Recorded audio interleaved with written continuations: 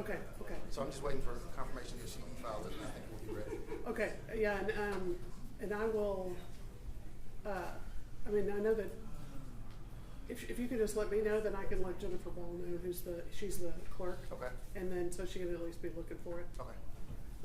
Good morning.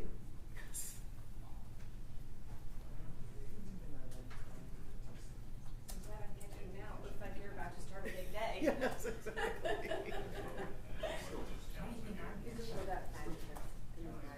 Okay, okay. Everyone agrees? Okay. Perfect. Signature? Yes, I'm pre-ordered.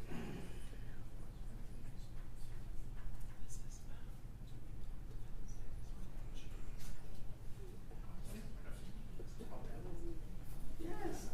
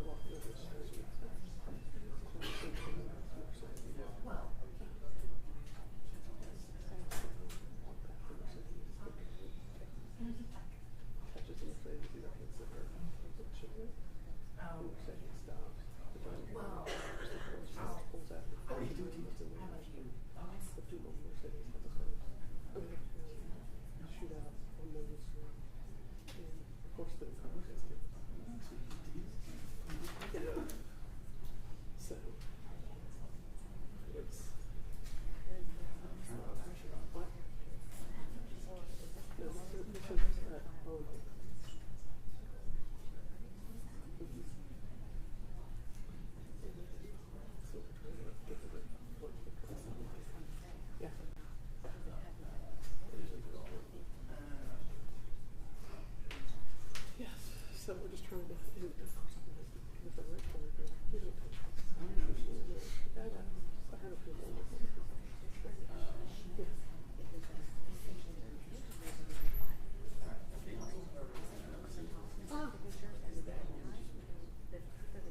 okay.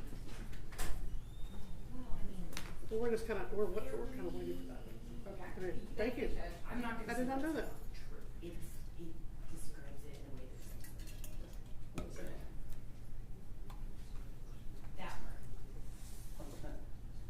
I mean, you got.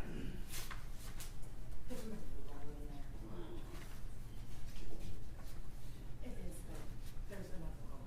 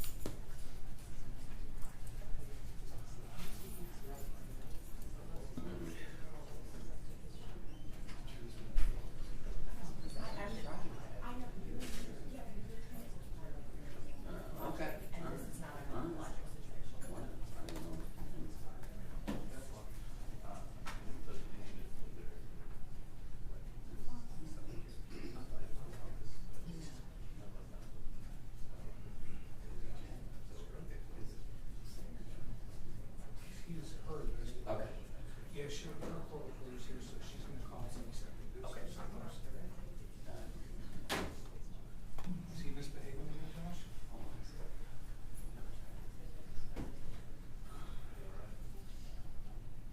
So we'll see what you got.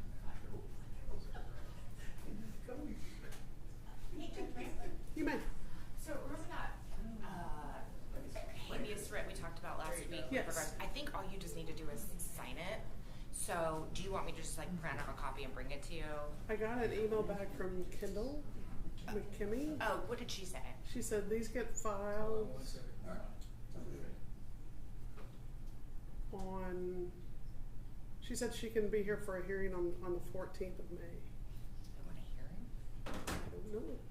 I'll reach out to Kendall because I haven't heard anything from her. Okay, I'll forward you her email. So Yeah. What's your? Send it to STARA. Oh, I got it. Yeah. At Gmail. Uh huh. Yeah. No, I hadn't heard from her. I should have copied you on the original email, I'm sorry. Expert, hey, Judge. Okay, yeah, I mean, the other judge I went to was like, just signed it, so I don't know. I guess I'll reach out to Kendall before I do anything else. Yeah. Okay. Okay, how are we? He's got it done, or at least he's pretty much done. I'm ready to go when you are, Judge. Okay, do we need Kobe in here? Yeah. Well, just to Okay. make sure it's filed. Yeah.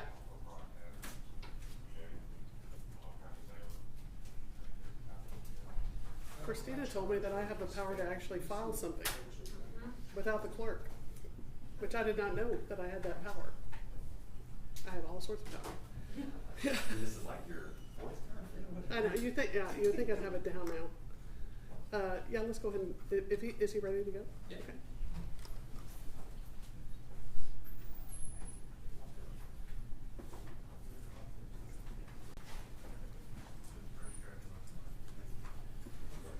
That's a separate. That's fine.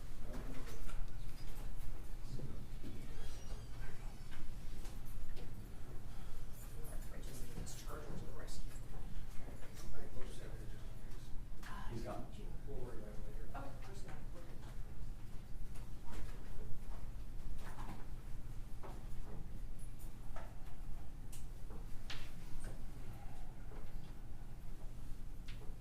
Judge, may we approach this moment? Yes.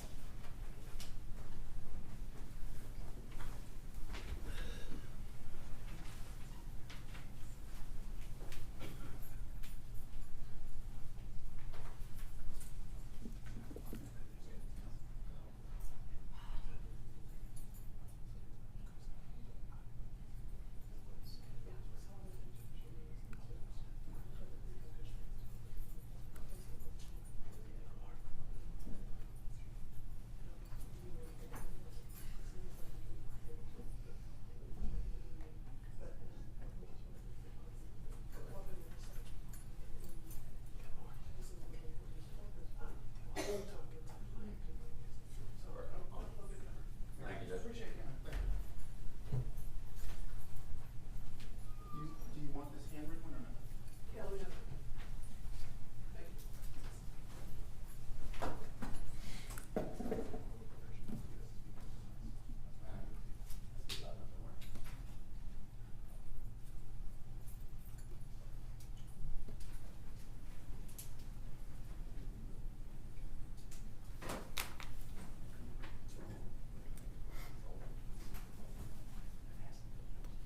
Mr. Finch, how are you this morning? No, I'm good. How about you? Good, thank you.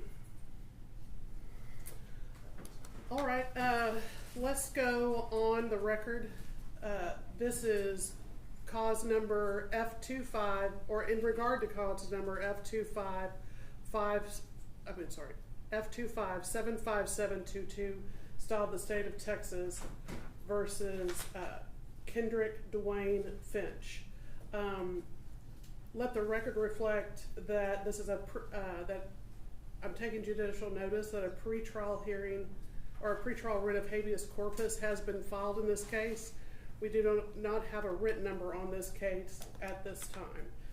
The pretrial habeas corpus has been filed, and so therefore this court does have jurisdiction to hear this matter, being an allegation that Mr. Finch is being held on an excessive bond. Since the case has been filed with the DA's office but has not been indicted by a Dallas County grand jury, a pretrial writ of habeas corpus is necessary for this court to have jurisdiction. So that being said, and it's a pretrial habeas corpus hearing, the state has the burden of proof to show that the bond is not excessive at this point. So let the record reflect that the defendant is in the courtroom along with his attorneys and the attorneys for the state of Texas. Mr. Hermes. You're on the state will call Detective Kramer.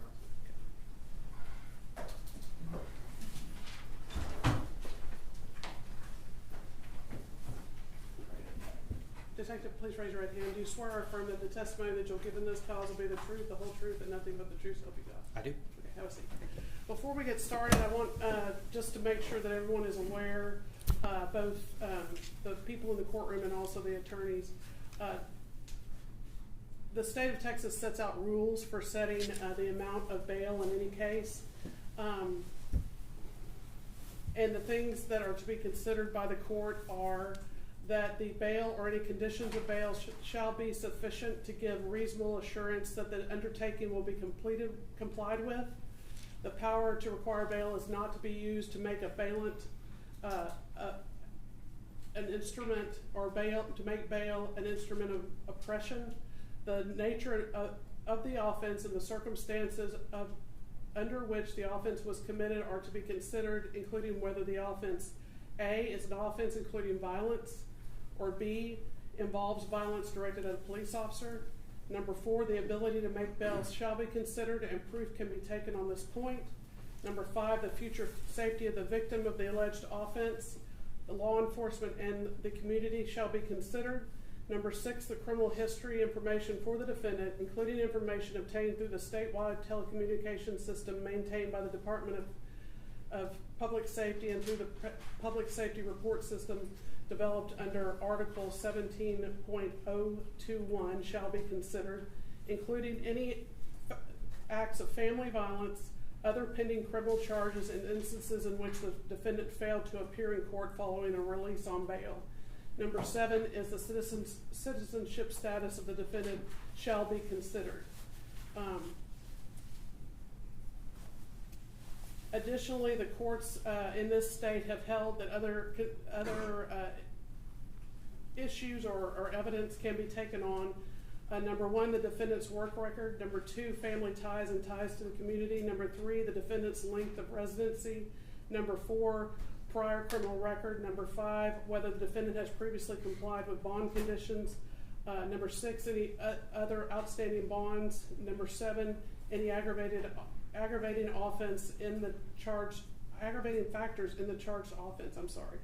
And other courts have included an 8th factor, the defendant's ability to make bond. So I just wanted to make sure that both parties understand the purpose of this hearing and that the evidence presented conforms to those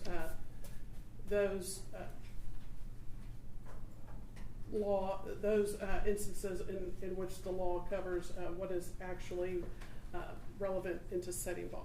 Okay, with that being said, you can go ahead, State. Thank you, Your Honor. Detective, would you please state your full name for the record? Yes, sir. It's Detective Ronald Kramer. What's your badge number? 7967. How long have you been with the Dallas Police Department? Approaching 25 years. And tell the judge how you're currently assigned within the department. I'm currently assigned to the homicide unit in Capers. How long have you been in the homicide unit? A little over 5 years. Were you assigned to be the lead detective in the murder investigation involving defendant Kendrick Finch and complainant Ashlee Long? Yes, sir. Do you see Mr. Finch in the courtroom today? Yes, sir. Please point to him and tell me what he's wearing. He's on the far end on my right over there in the tan jumpsuit. Let the record reflect the witnesses identified the defendant. All right, so this particular situation occurred on April the 5th of 2025, is that correct? Yes, sir. I guess just for the purposes of a little bit of background, tell me how you were made aware of this. We received a group message, those of us that were on call that night, from our sergeant advising that this incident occurred and that someone had been killed, and we were to respond. Okay. When you responded, did you respond to the location where the individual was killed? Yes, sir, I did. Was that approximately the 1800 block of Main Street in Dallas County, Texas? Yes, sir. Okay. Was the complainant still on scene? No, sir. Was the defendant or suspect still on scene? No, sir. Were you looking for the suspect? Eventually, yes, sir. We were trying to locate the person that committed the offense. Yes, sir. Did you talk to the personnel at the scene to find out whether or not anybody stuck around to let officials know that they were involved in the situation? Yes, sir. Okay, and who did? There was a single witness that had tried to assist, and then some patrol officers had spoken to some other people that were just kind of hanging around, but had already been let go from the scene. Okay. So, as far as you know, at least at this point, whoever shot Miss Long was gone. Correct. So, just tell the jury, or tell the judge, I beg your pardon, tell her what the scene was like when you arrived. By the time we got there, unfortunately, it had turned into a torrential downpour. so it was raining super hard. Our crime scene people had already arrived and collected evidence, the shell casings, and taken photographs and done their physical evidence collection by that point in time. So there wasn't much left to do at the crime scene by the time I got there. What time did this occur approximately? The offense occurred approximately 2:30 a.m. And we all know this judge, and she is very familiar with Dallas, downtown Dallas, but give her an idea of the location of where everything transpired. It's right there near the intersection of Main Street and St. Paul, near the Main Street Park, right there, across just sort of catty corner almost from the Statler Hotel. All right. So again, and I don't want you really to be going into really what other people were telling you. I do want to know, though, were you made aware that a female, Ashlee Long, had been shot? Yes, sir. Were you made aware of what her physical condition was at that time? Yes, sir. She's the reason we were called, because she had passed away by that point. So you knew that she had already passed? Yes, sir. All right, so you have homicide? Yes, sir. Were you aware of a gentleman by the name of William Kistler? Yes, sir. Tell me what you were led to believe or what you learned to be about that individual. At the time, all I knew is he was with the victim at the time of the offense and that he had been transported to the hospital after being shot. Okay. So you've got Ms. Long who had been shot, and you've got Mr. Kistler who had been shot. Yes, sir. Did you believe that there was another gunman involved in this particular situation? Yes, sir. Okay. What was your reason to believe that there was some unknown other gunman involved? Because we had belief that there were shell casings spread out across the crime scene. One at the area where Miss Long and Mr. Kistler were found, and then others that were out in the street in a different caliber. So we had 2 calibers of guns, so we had at least 2 shooters. Okay. So at this point, is it your belief that Miss Long and Mr. Kistler were together at the time? Yes, sir. And that there is a third person involved in shooting that is not on scene and is as yet unidentified? Yes, sir. Were you able to determine which gun, well, let me say this, you believe or you come to learn that Mr. Kistler was also shooting? Yes, sir. Do you know what caliber of gun he was shooting? Yes, sir. It was a .40 caliber.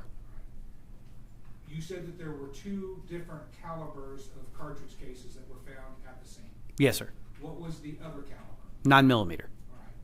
So you know you have at least 2 guns? Yes, sir.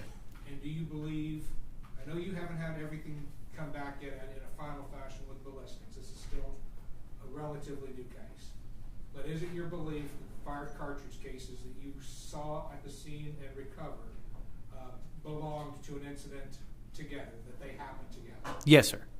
How many of the fired cartridge cases that are you attributing to Kistler's gun at this point in time?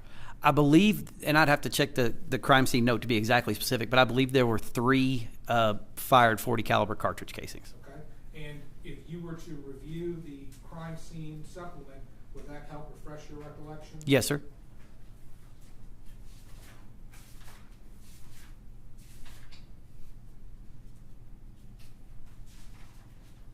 May I approach the witness, Judge? You may.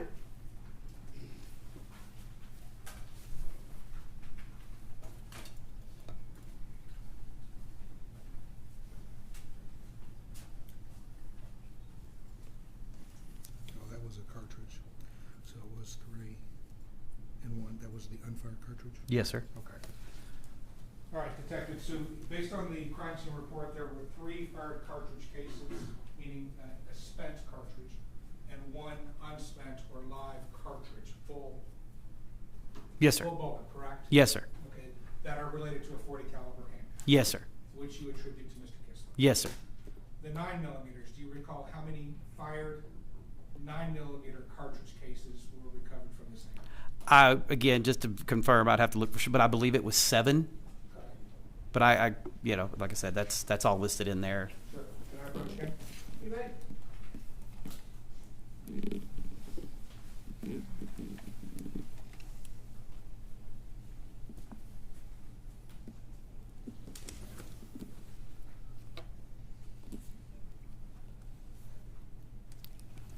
How many do you believe? 8, sir. So 8 cartridge cases from 9mm, correct? Yes, sir. Did you find a 9mm at the scene? No, sir, we did not. Was a 9mm ever turned over to you? No, sir. You developed a suspect, right? Yes, sir. Is that suspect Mr. Finch? Yes, sir. Did Mr. Finch ever give you the 9mm? No, sir. Did he ever tell you where you could find the 9mm? No, sir. Tell me now, since I think the judge has got a pretty good idea of what the scene kind of looked like from your perspective, how do you develop Mr. Finch as your suspect? I actually received a call from our front desk personnel stating that someone had called and claimed to have been involved in that incident and that he left a phone number with them, and I called him back on that number. Did you talk to him? I did. Who did that person identify himself as? Kendrick Finch. What did he say to you? He stated that he was the person involved in the shooting on Main Street. He identified the vehicle, the suspect vehicle, Mercedes, which had not been released publicly. He stated that that was his phone number that he was calling me from, and I could look it up and check it. He also stated that it was his gun, and it was registered to him. And when I asked a few more questions, just kind of clarify, I even asked him, was he the driver or the passenger of the vehicle, which he stated he was the passenger of the vehicle, which matched up with the information we had from the video that we had found in the offense. Okay. So were you able to develop a photograph of Mr. Finch so that you can relate it to, I guess, any video evidence that you might acquire later? Yes, sir.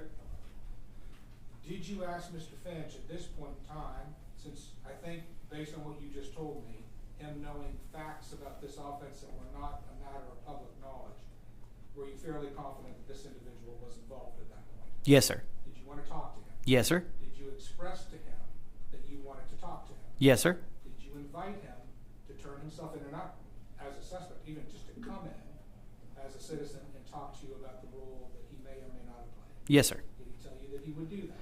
Yes, sir. He said he would contact his attorney and make a time and come in and talk to me. Did he make time to come in and talk to you? No, sir. What date was that on? That was the Saturday. That was later in that same Saturday morning of the offense. So April the 5th. Yes, sir. Were you communicating throughout this process with the gentleman that identified himself as Mr. Finch's attorney? Yes, sir. Not Mr. Healy or Mr. Warren. He was represented by someone else, correct? Yes, sir. Had you made that attorney aware of how your investigation was progressing and how much you still wanted to speak with the defendant? Yes, sir.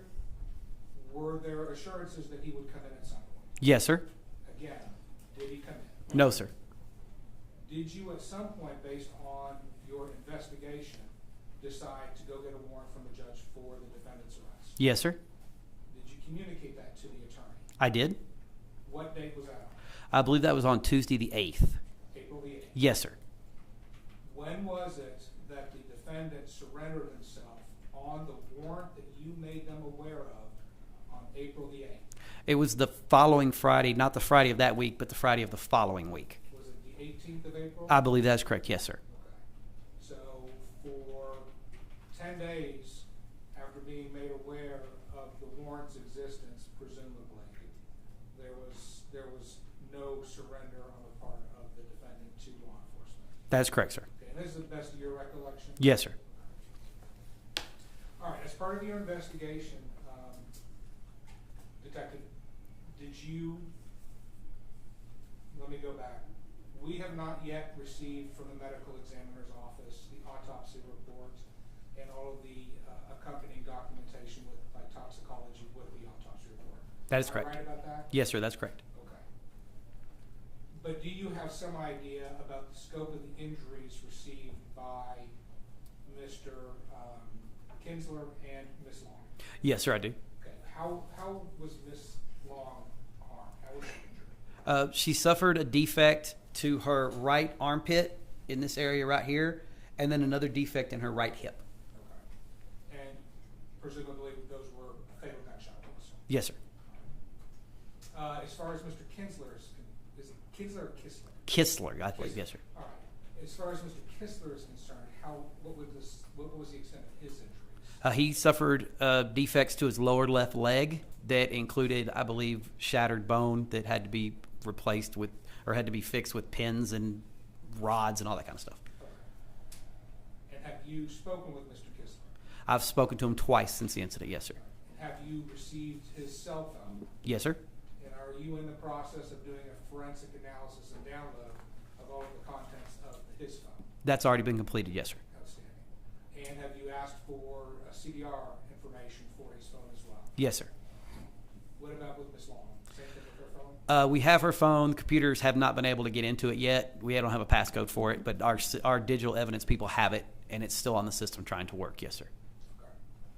Do you have any indication whatsoever that the defendant in this case, Mr. Finch, was he harmed in this shooting that occurred on April the 5th? Not that I know of, no, sir. So there was no medical reason why he was not able to stick around. Is that correct? Correct, sir. All right. As part of your investigation, were you able to find video evidence that depicted the shooting scene out at 1800 Main on April the 5th, 2025? Yes, sir. Can I call that the Comerica Bank Building video? Yes, sir. Would that be an accurate description? Yes, sir. Multiple different angles and clips depict or show from their vantage point what happened. Yes, sir. I'm going to play today clip 1. You've seen clip 1, correct? Yes, sir. Is it a fair and accurate depiction of what the video was that you or the Dallas Police Department seized as evidence in this case? Yes, sir. There's been no additions, modifications, deletions whatsoever by your office or mine with respect to that video, has there been? No, sir. Your Honor, at this time, I'm going to mark it as State's Exhibit Number 1 for purposes of the bond hearing. It's going to be clip 1 and screenshots of clip 1. No. State's exhibit. I assume you're offering it. Yes, I offer it. State's exhibit number 1 is admitted for purposes of this bond hearing. Judge, do you have your monitor up there?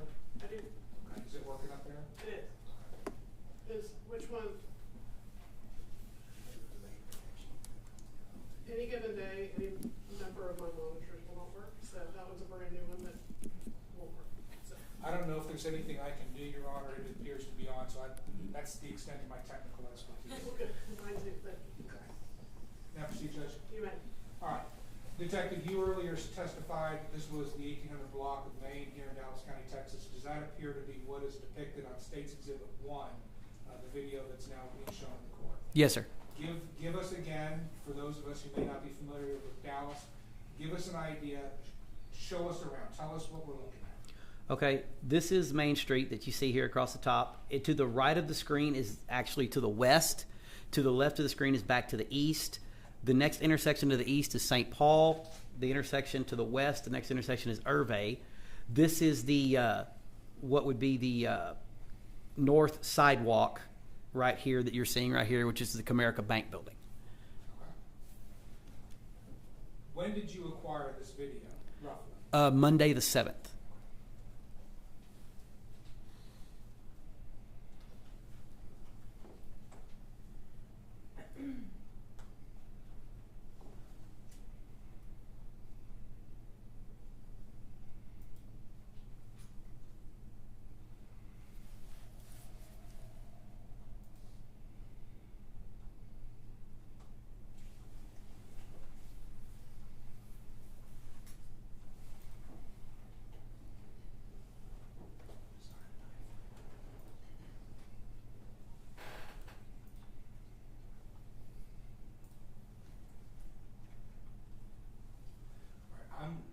Mr. Healy, you want me to start at what? 9:45. Okay, I was going to start for my purposes at about 12:23.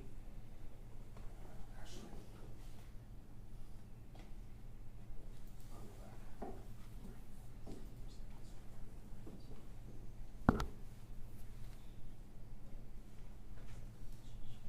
Okay, I'm going to start it from 9:40, and I'll be stopping it at a court reporter every now and then.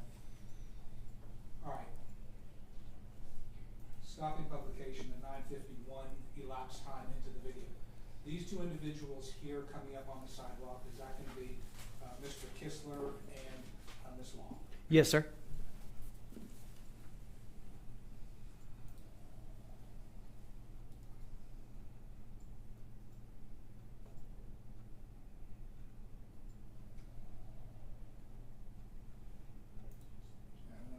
Again,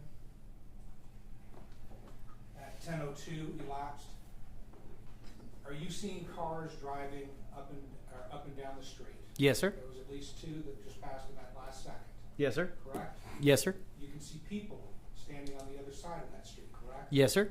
What is the, I guess, the zoning of this? Is this, I know we have restaurants on the bottom, but do you have places where people live and work around here? Yes, sir. This is the Millennium Building here, which is basically like an apartment home building, multi-story apartment home building right here. And then on this side is, of course, the Comerica Bank Building, which is bank offices and other small businesses, things like that. Okay. And even though it's around 2:30 in the morning, there's still people driving and walking about, correct? Correct.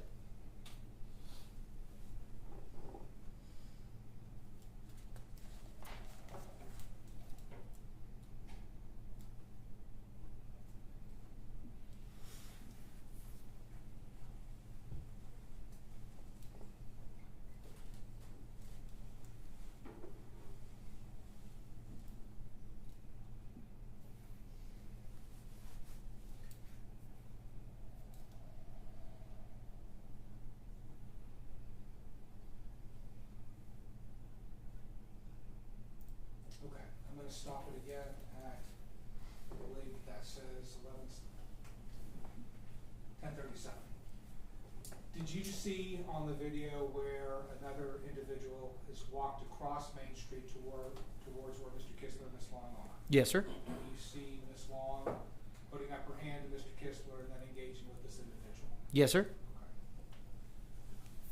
I know you can't read minds, and us in law enforcement sometimes are not super good. Also, sometimes reading mannerisms or undertones. But throughout the totality of what the judge is about to say, can you tell me what your impression is of what Ms. Long, how she is acting with respect to Mr. Kistler, and what Mr. Kistler is doing? Okay.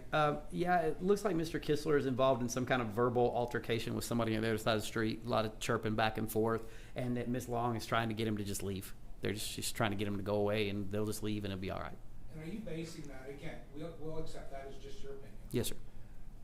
Is that opinion because of what we see numerous times on the video of Mr. Kistler's interaction with other individuals? Yes, sir. Resuming play.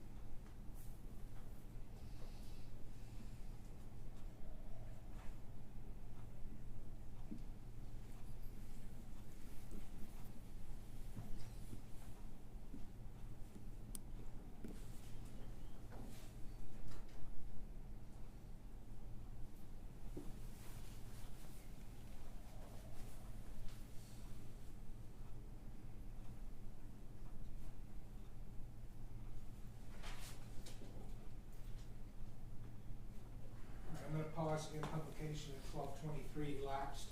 At this point, Detective, do you see Mr. Kistler walking away from whatever that conversation was or whatever happened with that group of people and is now walking on Main Street, appearing to cross the street? Yes, sir. Do you see Ms. Long behind him? Yes, sir. Right, do you see a bicycle with a person riding a bicycle here? Yes, sir. All right, so again, there's a lot of people milling about. Yes, sir.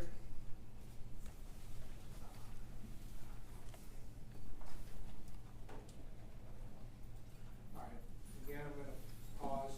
There is a white car coming up on the scene right now, is that correct? Yes, sir. Can you tell the judge what the importance of this That's the car that's occupied by the defendant, Mr. Finch, in the passenger seat. And there's a driver in that car. Yes, sir. Do you know if there's anyone else, or is it still unknown if there's any other persons inside that car? I don't have any idea, no, sir. At least occupied twice now. Yes, sir.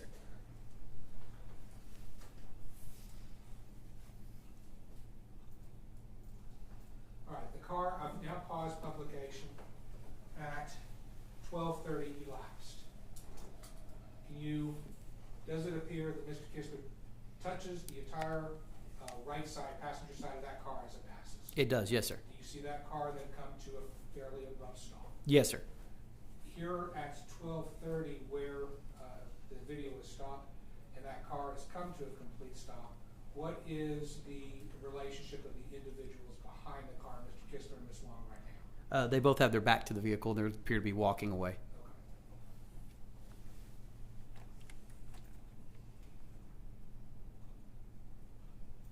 Okay. I'm going to pause again at 12:34.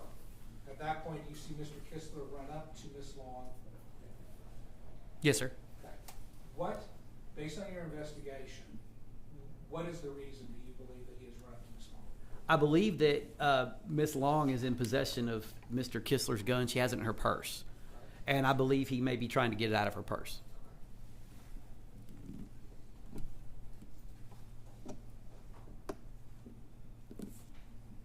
Okay, now I'll pause it again at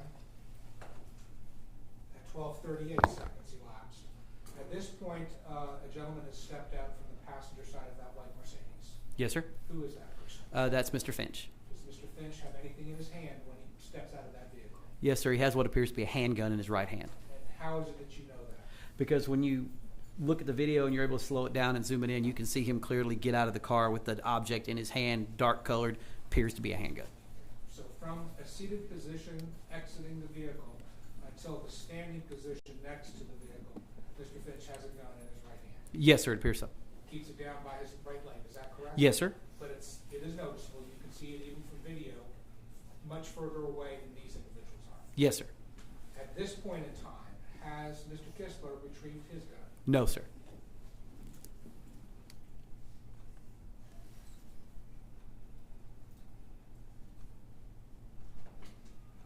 All right, at 12:49 or a second or two before that, does it appear that Mr. Kistler has retrieved something and pulled it out of her bag? It appears so, yes, sir. Counsel, I believe it's at 12:40 right now.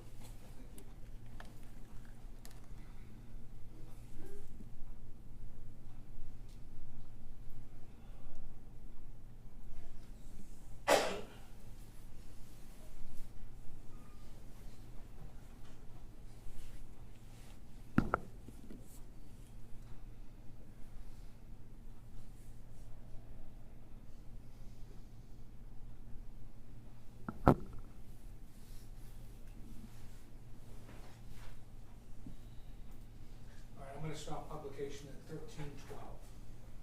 So at this point, there's now been, based on your investigation, an exchange of fire between Finch, the defendant, and Kistler. And Kistler is here, correct? Yes, sir. And what happens to Finch? He flees westbound on the sidewalk on the south side down to the intersection near Irvay where he gets back into the Mercedes, and the Mercedes flees southbound on Irvay. Is that when Finch gets back in the Mercedes? Yes, sir. And you see that from video from a different perspective? Yes, sir.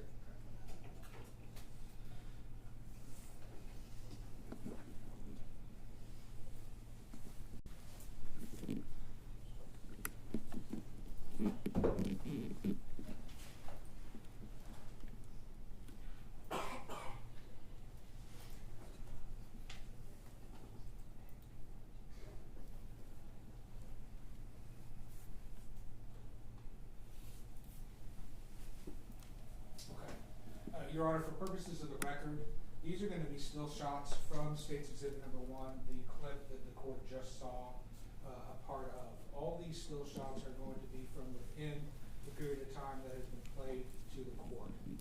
The time, each photograph is labeled with a name that indicates the time stamp of the elapsed duration on the video.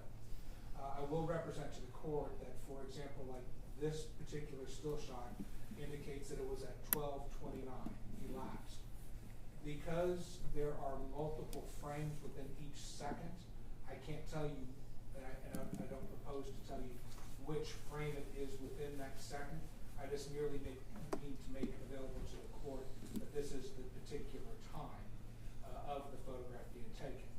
Now, when there's going to be a comparison between a close-up of Mr. Finch and a close-up of Mr. Kistler and Ms. Long, those are going to be at the exact same frame. So, for example, if I'm showing you what Mr. Finch is doing, you will also see what Mr. Kistler and Ms. Long are doing in the exact same frame within that designated second. Judge, as long as these are from the exact video we just saw at this time for the purpose of the bond hearing, I don't care. Are you offering those as separate exhibits, or are you offering those just as close-ups of the exhibits that have already been entered? That's how I'm offering them, Your Honor. They are also contained on State's Exhibit number 1, though, along with the clip. Okay, thanks. All right, Detective Kramer, this is going to be 12:29 elapsed, and at this point here, can you see Mr. Kistler touching the side of the Mercedes as it was passing? Yes, sir. And where do you see Ms. Long? She's a little bit further up in the street, not close enough to touch the vehicle. And then this is at 12:30 elapsed. This is the point at which the Mercedes stops. Again, you testified earlier as to the relative positions of Mr. Kistler and Ms. Long when that Mercedes stops. Yes, sir. This still shot is from 12:32. Is this, again, further what your testimony was? Is this when Mr. Kistler runs up to Ms. Long? Again, we're guessing to get the firearm that's in her purse. Yes, sir. 12:37. Do you see the door to the Mercedes open? Yes, sir. At approximately this time, there's not only the door on the passenger side that the defendant steps out, but the door to the driver's side also opens close to this time as well. Is that accurate? I believe so, yes, sir. So before the shooting started, how many male individuals presented themselves in some manner from that car? It appears to be 2. All right, 12:38A. Is that going to be a close-up of Mr. Finch as he exits the car? Yes, sir. And does he have a gun in his hand? Yes, sir. At the exact same frame, is that going to be Mr. Kistler? Looks like his hand in something with Ms. Long. Yes, sir. 12:39A. Is this Mr. Finch now standing to the side of the Mercedes? Yes, sir. Do you see the door open on the driver's side? Yes, sir. In the same frame, do you still see Mr. Finch again appearing his hand is in something? That's Mr. Kistler, yes, sir. I'm sorry, and I keep doing that, and I don't know why, and I apologize. No. But will you do me a favor and correct me every time I do? Yes, sir. So that's Mr. Kistler with his hand in maybe the purse with Ms. Long. Yes, sir. All right, this is going to be 12:40A. Is that again Mr. Finch standing next to the car? Yes, sir. 12:40B. Mr. Kistler again still with the right hand covered, partially by Ms. Long, but also appearing to be reaching for something. Yes, sir. It appears that way. 12:41A. Again, Mr. Finch standing. Yes, sir. Does he still have the gun in his hand? Yes, sir. 12:41B. Does it appear now that Mr. Kistler is pulling something up? Yes, sir. It appears so. 12:41C. Still Mr. Finch standing? Yes, sir. At this point here, at 12:41D, do you see? It looks like something has now come out and is in Mr. Kistler's hand. Yes, sir. 12:41E. Do you see the defendant again with the gun in his hand now coming up? Yes, sir. Do you see Mr. Kistler in 12:41F now with what appears to be a gun in his hand as well? Yes, sir. Are they both kind of walking towards each other at this point? They appear to be moving in that direction towards each other. Yes, sir. Where do you see Ms. Long? She's still behind Mr. Kistler. And I'm just going to say these out loud. 12:42A.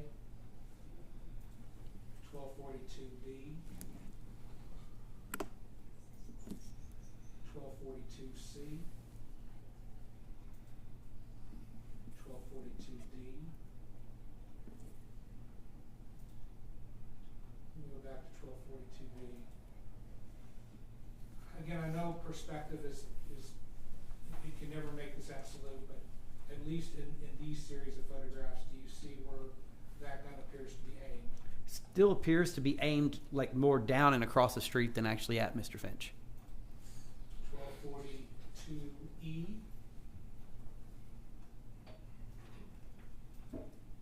1242F.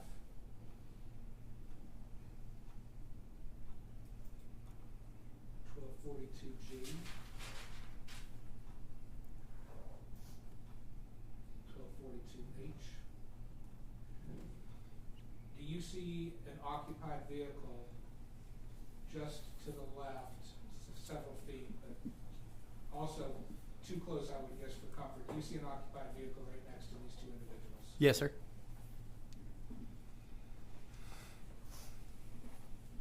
1242I.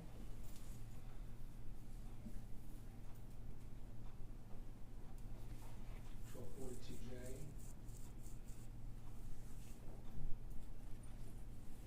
1242K.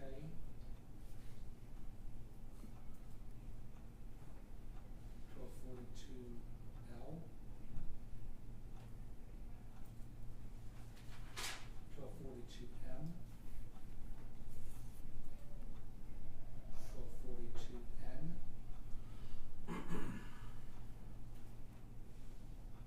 1243A. 1243B.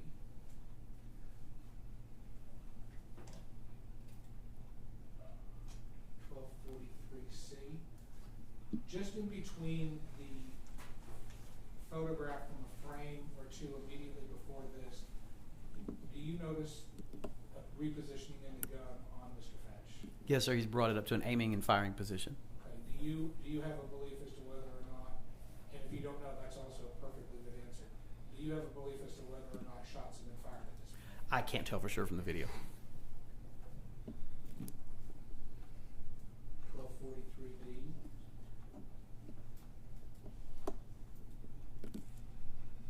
1243E. You also see a car now, an occupied vehicle coming up behind Mr. Finch. Yes, sir. And you can clearly see the driver now has stepped out of the vehicle as well. Yes, sir. Do you know whether or not that individual had a gun? I do not know. No, sir.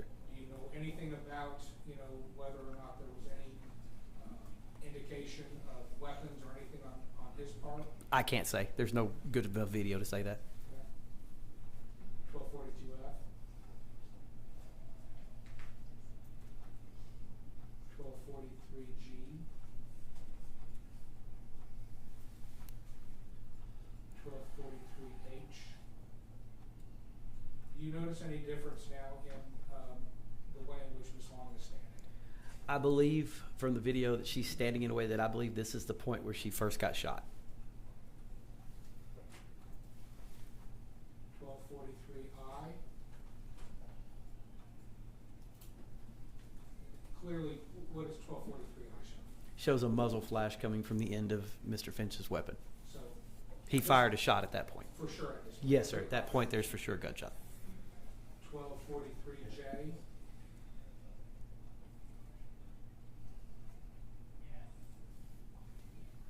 1243K.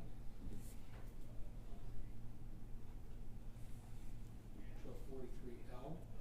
At least at this point, it does appear that Mr. Kistler's gun is aimed. Does it not appear that his gun is now aimed Yes, sir. at Mr. Finch? Correct. Yes, sir. And what is the condition of Ms. Long? She's already starting to lose her balance and fall. My guess is that we can fairly assume that she's been shot by that point. 1244A. Now, do you see another vehicle behind? So at 1243A, again, so the judge has an idea. 1244A, I'm sorry. At least at this point, there's shooting going on, as you believe, right? Yes, sir. And how many cars do you see with their headlights on just in that range from that perspective? From this perspective, there's two, and in the full-size perspective, you can see a third car on the other side. Behind Mr. Kistler, yes, sir. 1244B.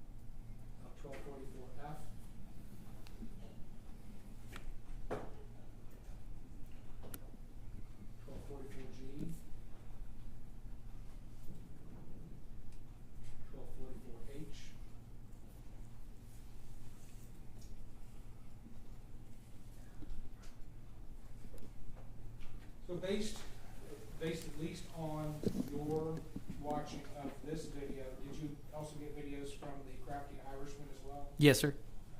Did you receive any other videos of the shooting? We got people would send in some cell phone stuff after some sort of after the fact kind of stuff, but of the actual shooting itself, I do not believe we obtained any other video showing the actual shooting as it occurred. So, at this point in time, I just want to make sure that I'm aware of the chronology that when it comes to, I guess, safety of the community and risk of flight. The defendant, without kicking a dead horse here, he never did turn himself in until after he knew there was a warrant and 10 days later. Yes, sir. Okay. He never did turn in the gun. No, sir.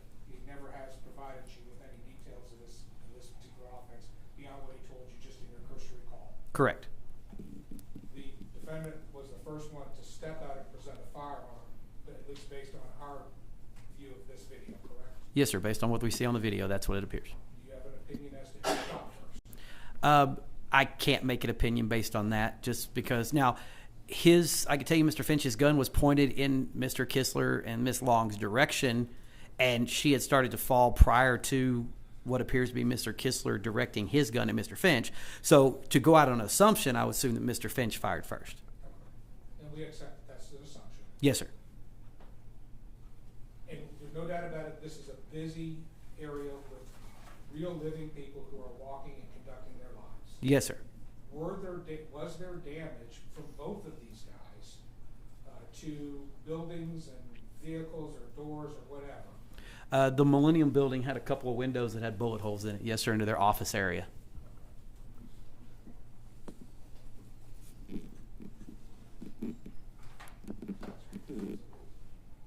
I'll pass the witness. Thank you, Judge. This is court. Detective Kramer, I don't think we met, have we? No, sir. My name is Josh Healy. I just have a few questions for you. Yes, sir. Thoroughly went through that video. If I ask you something you don't understand, please stop me, okay? Yes, sir. And I'm going to get right to it. Who started all this? Mr. Finch presented the weapon first. Mr. Kistler was kind of being annoying and touched Mr. Finch's car as it drove by. Kind of being annoying? Yes, sir. All right, so even before that, who started all this? Who was the agitator in all this? I believe Mr. Finch still be the agitator. If he had drove off and not gotten out of his car with a gun, then none of this would have happened. Everybody would have gone about their day. All right, so the video we just watched, Mr. Kistler's doing what before he hits the car? Walking in the middle of the street. Not trying to start anything? Oh, he was involved in an altercation with an unrelated person at the Crafty Irishman bar across the street. And it was actually a couple people he was trying to start stuff with. Apparently he was being very mouthy to some folks. All right. And you see him in the beginning of that video when we started it, kind of putting his arms up, kind of doing his little thing, right? Yes, sir. All right. And then my client is a passenger in a white Mercedes, pretty expensive car. Yes, sir. Not speeding, right? Didn't appear so from the video. Driving on the right side of the road. Yes, sir. And Mr. Kistler does what now, do you say? He reached out and rubbed his hand along the side of the car. And at that point, you don't think Mr. Kistler started this? I don't think. I'm saying starting the whole interaction.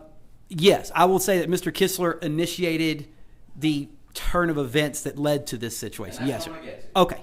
With regards to the turn of events, Mr. Kistler is the one he started. He began the interaction between them. We'll say that. Yes, sir. He hit an expensive vehicle at 2:30 in the morning on Main Street in downtown Dallas. Touched, not hit. Touched. Enough to where the car stopped. His touch had nothing to do with the car stopping. That was the choice of the driver. The car stopped, correct, Detective? They did after he touched the car. The driver decided to stop the car. Yes, sir. So, just want to get this cleared. I'm not trying to trick you, sir. So if something that you don't understand, please, I'll restate. Okay. But my guy's driving like he's allowed to. Obviously, we know gun in the car, what he's allowed to, correct? Yes, sir. And somebody, you say touch, brush, hit, somebody does something to the car that then the vehicle stops. Is that a fair statement? Yes, sir. And at that point when the vehicle stopped, and I'm not going to go through the video again, Judge has seen it a couple times, and the DA went through it and then did stills of it. When the vehicle stops, what does Mr. Kistler and Ms. Long do? They start doing a little circle dance in the middle of the street right there in front of that black SUV. Well, what does Mr. Kistler really do? He's reaching for something. He's trying to get something, which we believe to be the gun, but he is trying to get something out of her purse. And we can assume he's trying to get the gun. We can assume that, yes, sir. And when he's reaching for the gun, I believe you said at 12:32 in that video, my client is still inside the car with the car shut. Or with the door shut. Yes, sir. So we got the guy who's agitated, starting fights in the middle of the street. Mm-hmm. We got the guy who hits, brushes, does whatever to the car.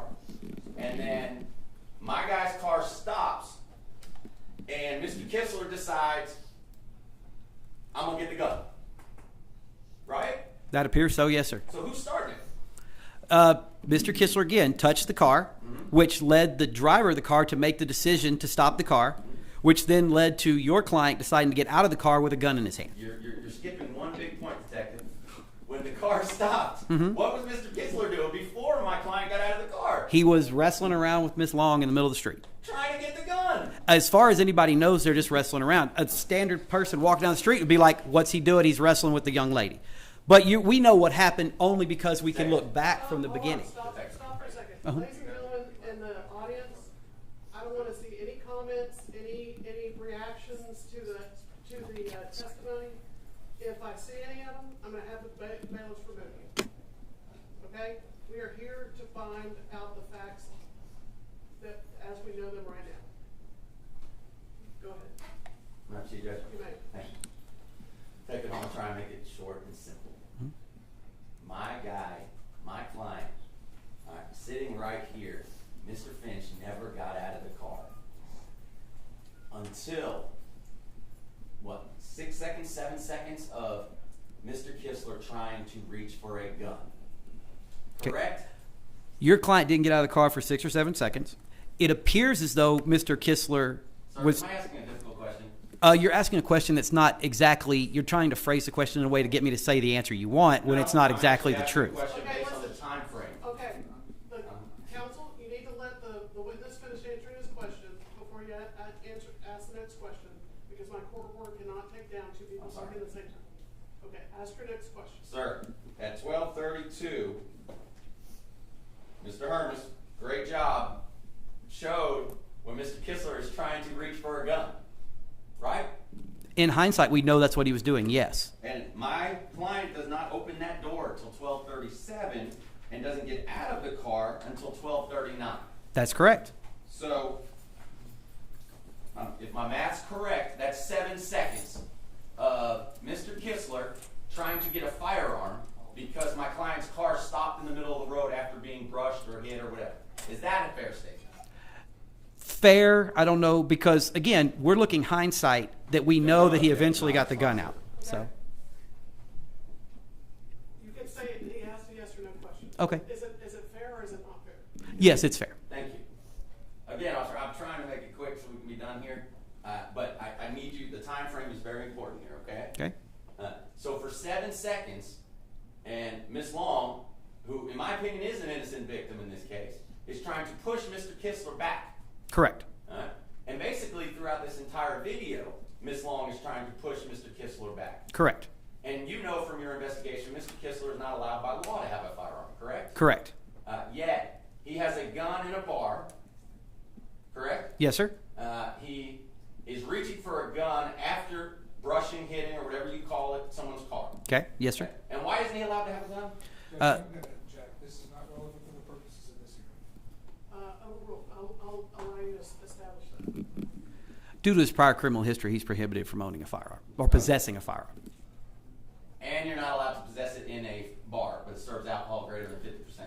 Correct, but to be completely accurate, Ms. Long was actually the person in possession of the weapon inside the bar because it was in her purse. And whose gun was it, sir? I believe it was Mr. Kistler's gun. Yes, sir. And where is Mr. Kistler now? Mr. Kistler is in the Collin County Jail on an unrelated charge. So, just so we're clear and the judge is clear, Mr. Kistler had active warrants when this was going on. Yes, sir. I'm going to, again, Jack, this is just not relevant to the determinations that are 17 today. I agree. Judge, may I say one thing though? I apologize, just for the court. Okay. When we're going into the facts and circumstances of the case, and obviously this court is aware now that this is a big self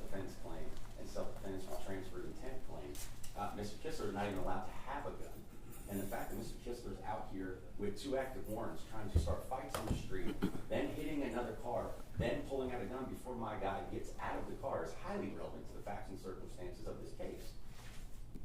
Okay, I now know that he's in the Coleman County Jail. I now know that he cannot possess a gun. I now know that it was in her purse, so I understand all those things. Ask your next Fair question. And Detective Kramer, and we're not going to get in your knowledge of self-defense law or transfer intent law, but based on that video, who is moving towards who in that video? Well, initially, when the defendant gets out, he takes what appears to be a step away from his car towards Mr. Kistler, and then Mr. Kistler appears to advance towards him as well. So you think my client is going towards Mr. Kistler? It appears he takes a step forward as he brings the gun up the first time, and then when Mr. Kistler then brings his weapon up, your client starts to retreat and moves back around the vehicle for cover. So let me get this straight. We're going to replay it again, so maybe I just saw it wrong. But the entire time when Mr. Kistler is trying to reach his firearm that he's not allowed to handle, he's not going towards my client when he gets the gun in his hand? It seems like they're kind of all standing in the same little spot, like they're kind of going back and forth in the same spot. Now, he does move towards your client at one point, then he starts to retreat, then he moves towards him, then he starts to retreat. So he's going back and forth, yes. Judge, do I need to replay that again? Okay. I know what he's doing. Okay. And at that point, when somebody is approaching you with a firearm, you have a right to defend yourself, fair enough? Yes, sir, if that's the case. Okay. And at that point, when my client gets out of the car, he's not raising his arm and pointing the gun, correct? No, not at that point, no, sir. And the point that he raises his arm and with the gun in his hand is the point he sees the other individual, Mr. Kistler, with the gun drawn. Yes, sir, I can assume so. So we now have an individual with a gun drawn coming towards my client. Okay, Right? yes, sir. Yes, sir. You understand, don't you? When somebody has a gun drawn coming towards you, you have a right to defend yourself. Unless and again, just as an interpretation Yes, of self-defense law, if you're the one that instigates a deadly force conflict by bringing a weapon out, presenting it first, then you can't then claim self-defense when the other person then pulls a weapon, and then you can't say, well, I was in fear for my life, when you're the one that presented the deadly weapon in the instance in the first place. Mr. Hill. I'm sorry, Mr. Herbst, I'm sorry. Well, Judge, I was going to object. I let that most immediate answer question be answered, but again, I think this is outside the scope of 1715. Issues of self-defense and exceptions to self-defense and common law issues with self-defense would be fleshed out in a trial. I think that's not relevant for our purposes here. And Judge, I'll move on, but to be fair, we spent an hour and 15 minutes questioning him about the facts and circumstances. I deserve some leeway to ask him some follow-up questions on what he said or what he saw. There isn't a whole lot of law in regard to the nature of the offense and the circumstances under which the offense was committed that is supposed to be considered. So I'm going to give you a little bit of leeway, but I'll move on to it. okay. Thank you. And just so we're clear and Judge is clear, Miss Long, I don't know, at least 10 times in that video is trying to pull Mr. Kistler away from the scene. That's correct. And whether it's fighting the other people or fighting, hitting the car, coming back to the car, anything like that. Yes, sir. If Mr. Kistler and if Miss Long got her wish and they were left the scene, we wouldn't be here today. That is correct. Yes, sir. Did you happen to get the toxicology reports yet? From I Mr. haven't Kistler? gotten any lab reports, no, sir. That takes 8 to 12 weeks typically. And I know the judge knows this, but we kind of have a packed courtroom here, so I apologize to follow up on this. But obviously, you know my client has a Fifth Amendment right not to testify. Yes, sir. And not to talk to you. Yes, sir. And was being advised by an attorney. Yes, sir. One of the conditions or factors to be considered in a bond hearing is flight risk and things like that. Yes, You're sir. aware of that, right? Yes, sir. My client called 911 that night, correct? I believe so. Yes, sir. And you talked with him that night. That next morning, yes, sir. And he stated to you he wants to consult with a lawyer before deciding what to do. Correct. Yes, sir. And you have no idea what this other lawyer told him.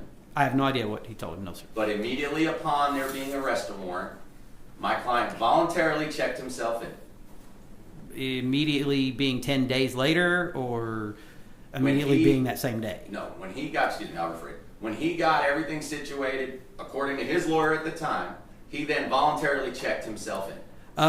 What his lawyer told me actually after what he told myself and the U.S. Marshal that was in charge of looking for Mr. Finch was that Mr. Finch had cut off all contact with him for several days in there. He couldn't reach him by phone, and he had no idea where he was or what he was doing. So that's what Detective Whitaker from the Marshal's office was told. And then I'll keep going back to it because I guess it's a hard question. I'm sorry. He turned himself in on April 18th. On April 18th, he finally turned himself in. He Yes, didn't sir. go kicking down doors trying to find him. Marshals did a bunch of work looking for him at the time, but he finally surrendered himself on that day. Yes, sir.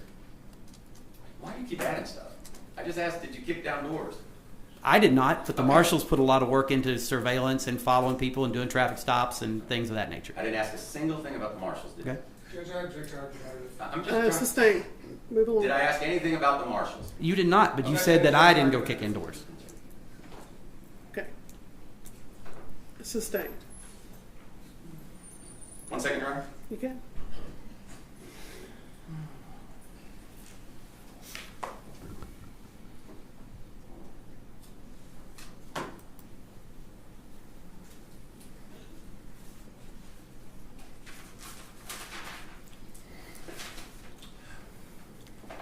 When you interviewed Mr. Kessler, he wasn't truthful with you, correct? He. Judge, I object. Okay. Again, this is beyond the scope of 17. Sustained.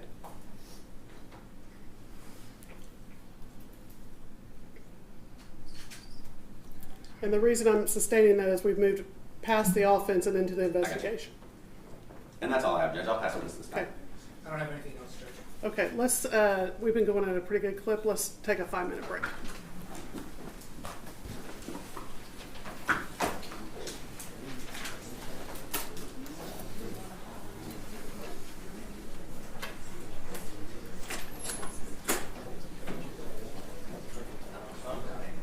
Yeah.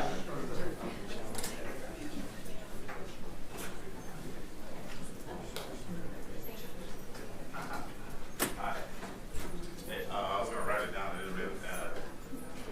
Okay, I got you. Number 1 and 4. Yeah, number 1 and 4. I called already to transfer the auxiliary court date 8. Yeah. Number 2 is sent back as a call for him. Or no, I'm sorry. Number 3 sent back. Yeah, sent back. Cancel. And then number 7 is canceled. I feel I'm gonna write it on the speaker. ACL surgery, so I feel completely, oh, no. One second. I do, but you know what, this really I'll talk to you. Yeah. laid out a lot.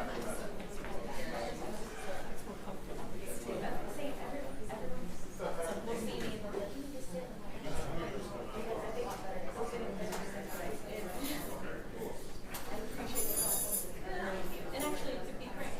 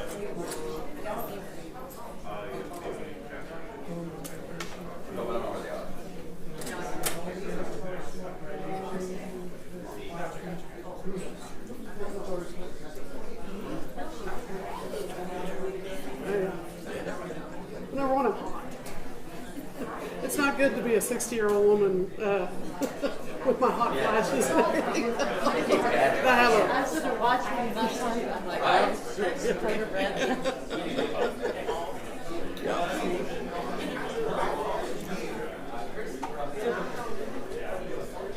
Oh, this is a sad case, man.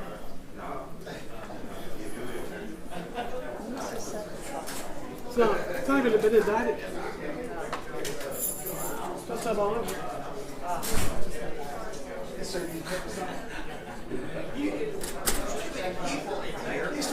Dumbass bond hearing. There's a John Williams on your chain, baby. And let's get ready. John Williams sitting back. Yeah, sitting back. You got the blind guy. Yeah, dude. Yeah. They brought him up, they said, oh, bring him up later because we have no room for him. I'm like, yeah, he's blind guy, we can get out. No, it's terrible. And we can't. Oh, you want to know what?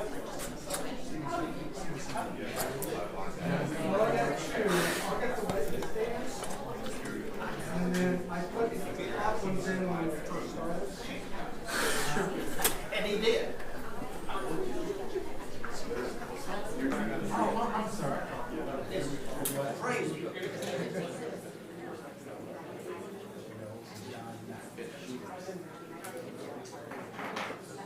Just tell the blind guy. Yeah, the blind guy. Well, everybody down there knows. Everybody knows.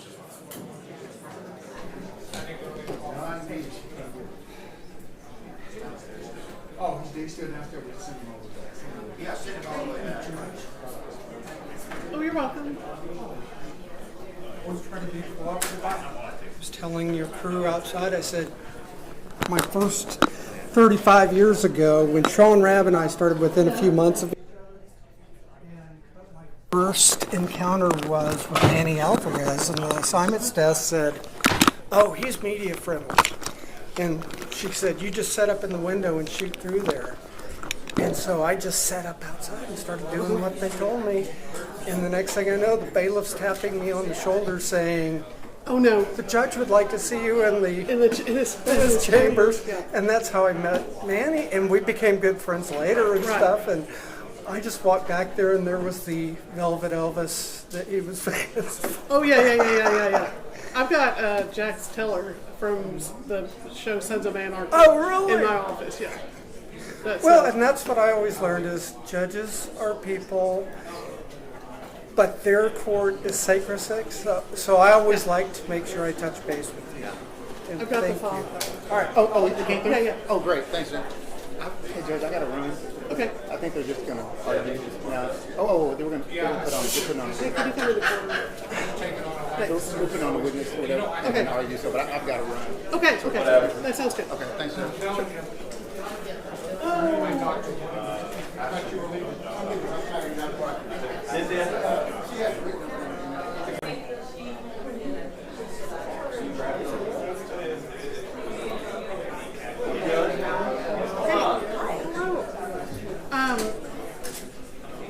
So we're supposed to also have a motion to suppress with Yes. Quebec. Is that still? Everyone's still circling and Okay. prepared to stay through the afternoon. Okay, perfect.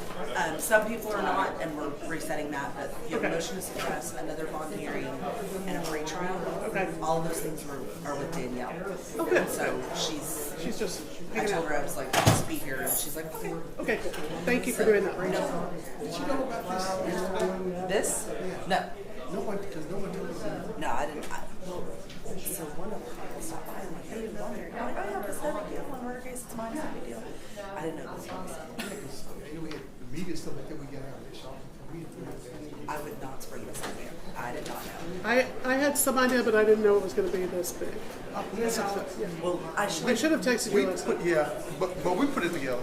Okay. Yeah. Well, I should have expected. I should have asked more questions with my versus like in the rest of the long here. Well, see, when I heard Bond here, and I saw Bond, I said, okay. But when they got it, I saw, oh, shoot. I kept Captain Lieutenant, man, oh, let me call I'm sorry, that's not that. I promise you, I would never do this to you. But also,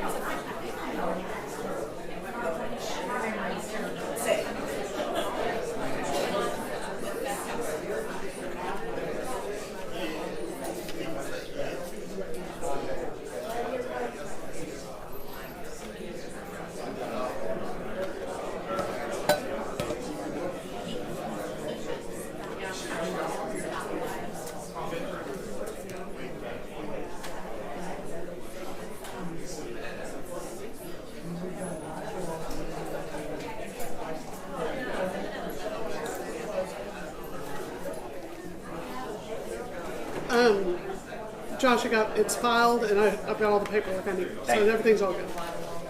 May I approach briefly, Judge? Sure. Unrelated to that. Yeah.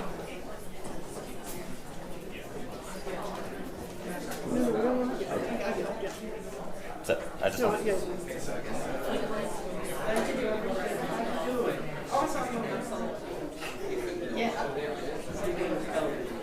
Right. Yes.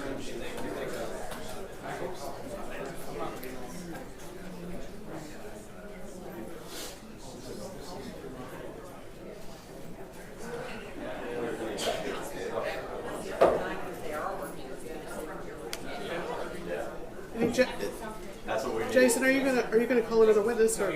Okay, and then are you gonna put on the record what you've given me in the past? Okay.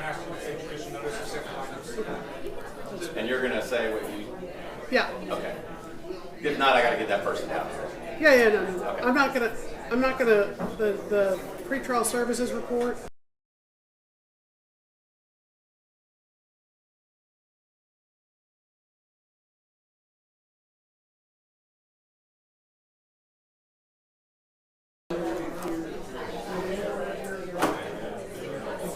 I told you it wouldn't be that for me. Yeah. Hey Josh, I'm just waiting because you've got a number of people. I'm sorry? It doesn't seem to be as full. I just want to make sure everybody's here that needs to be here.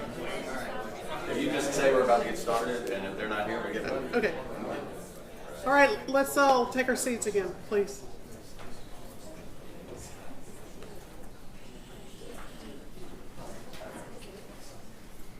All right. That's all right. Okay, let's go back on the record.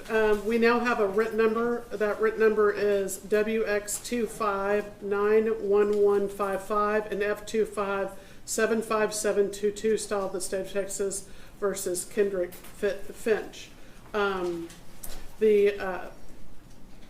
court has previously taken judicial notice that the defense has filed a pretrial writ of habeas corpus. That was filed. I've gotten notification from the clerk's office that it was filed on 5/7/2025 at 9:32 a.m. and we started the hearing about the same time that it was actually filed. So, State, call your next witness. Judge, at this time I'm going to ask the court to take judicial notice of some additional items that have been provided by an agreement to the court prior to today, and that includes the defendant's TCIC, NCIC report containing a list of prior arrests, charges, and if any convictions, the probable cause affidavit filed in this particular case, and I know that the court has been provided with the risk assessment that was done when the defendant was admitted to the Dallas County Jail. And with that, the state will rest.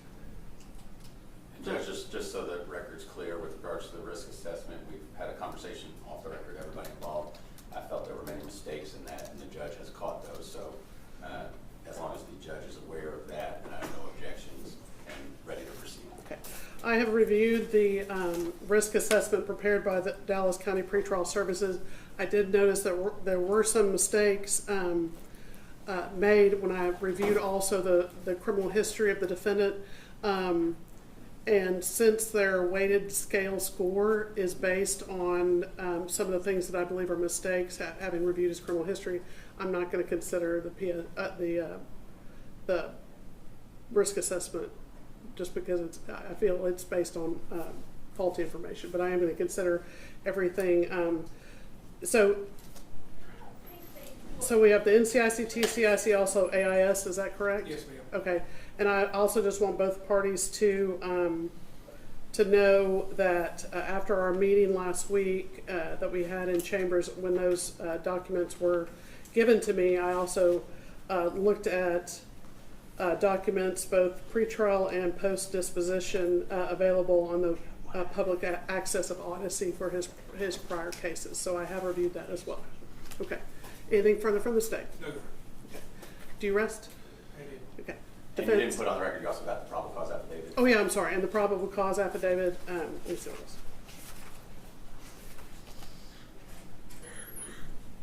it is. And then also the AIS report. Okay, thank you. Judge, this time we'll call Cynthia Finch.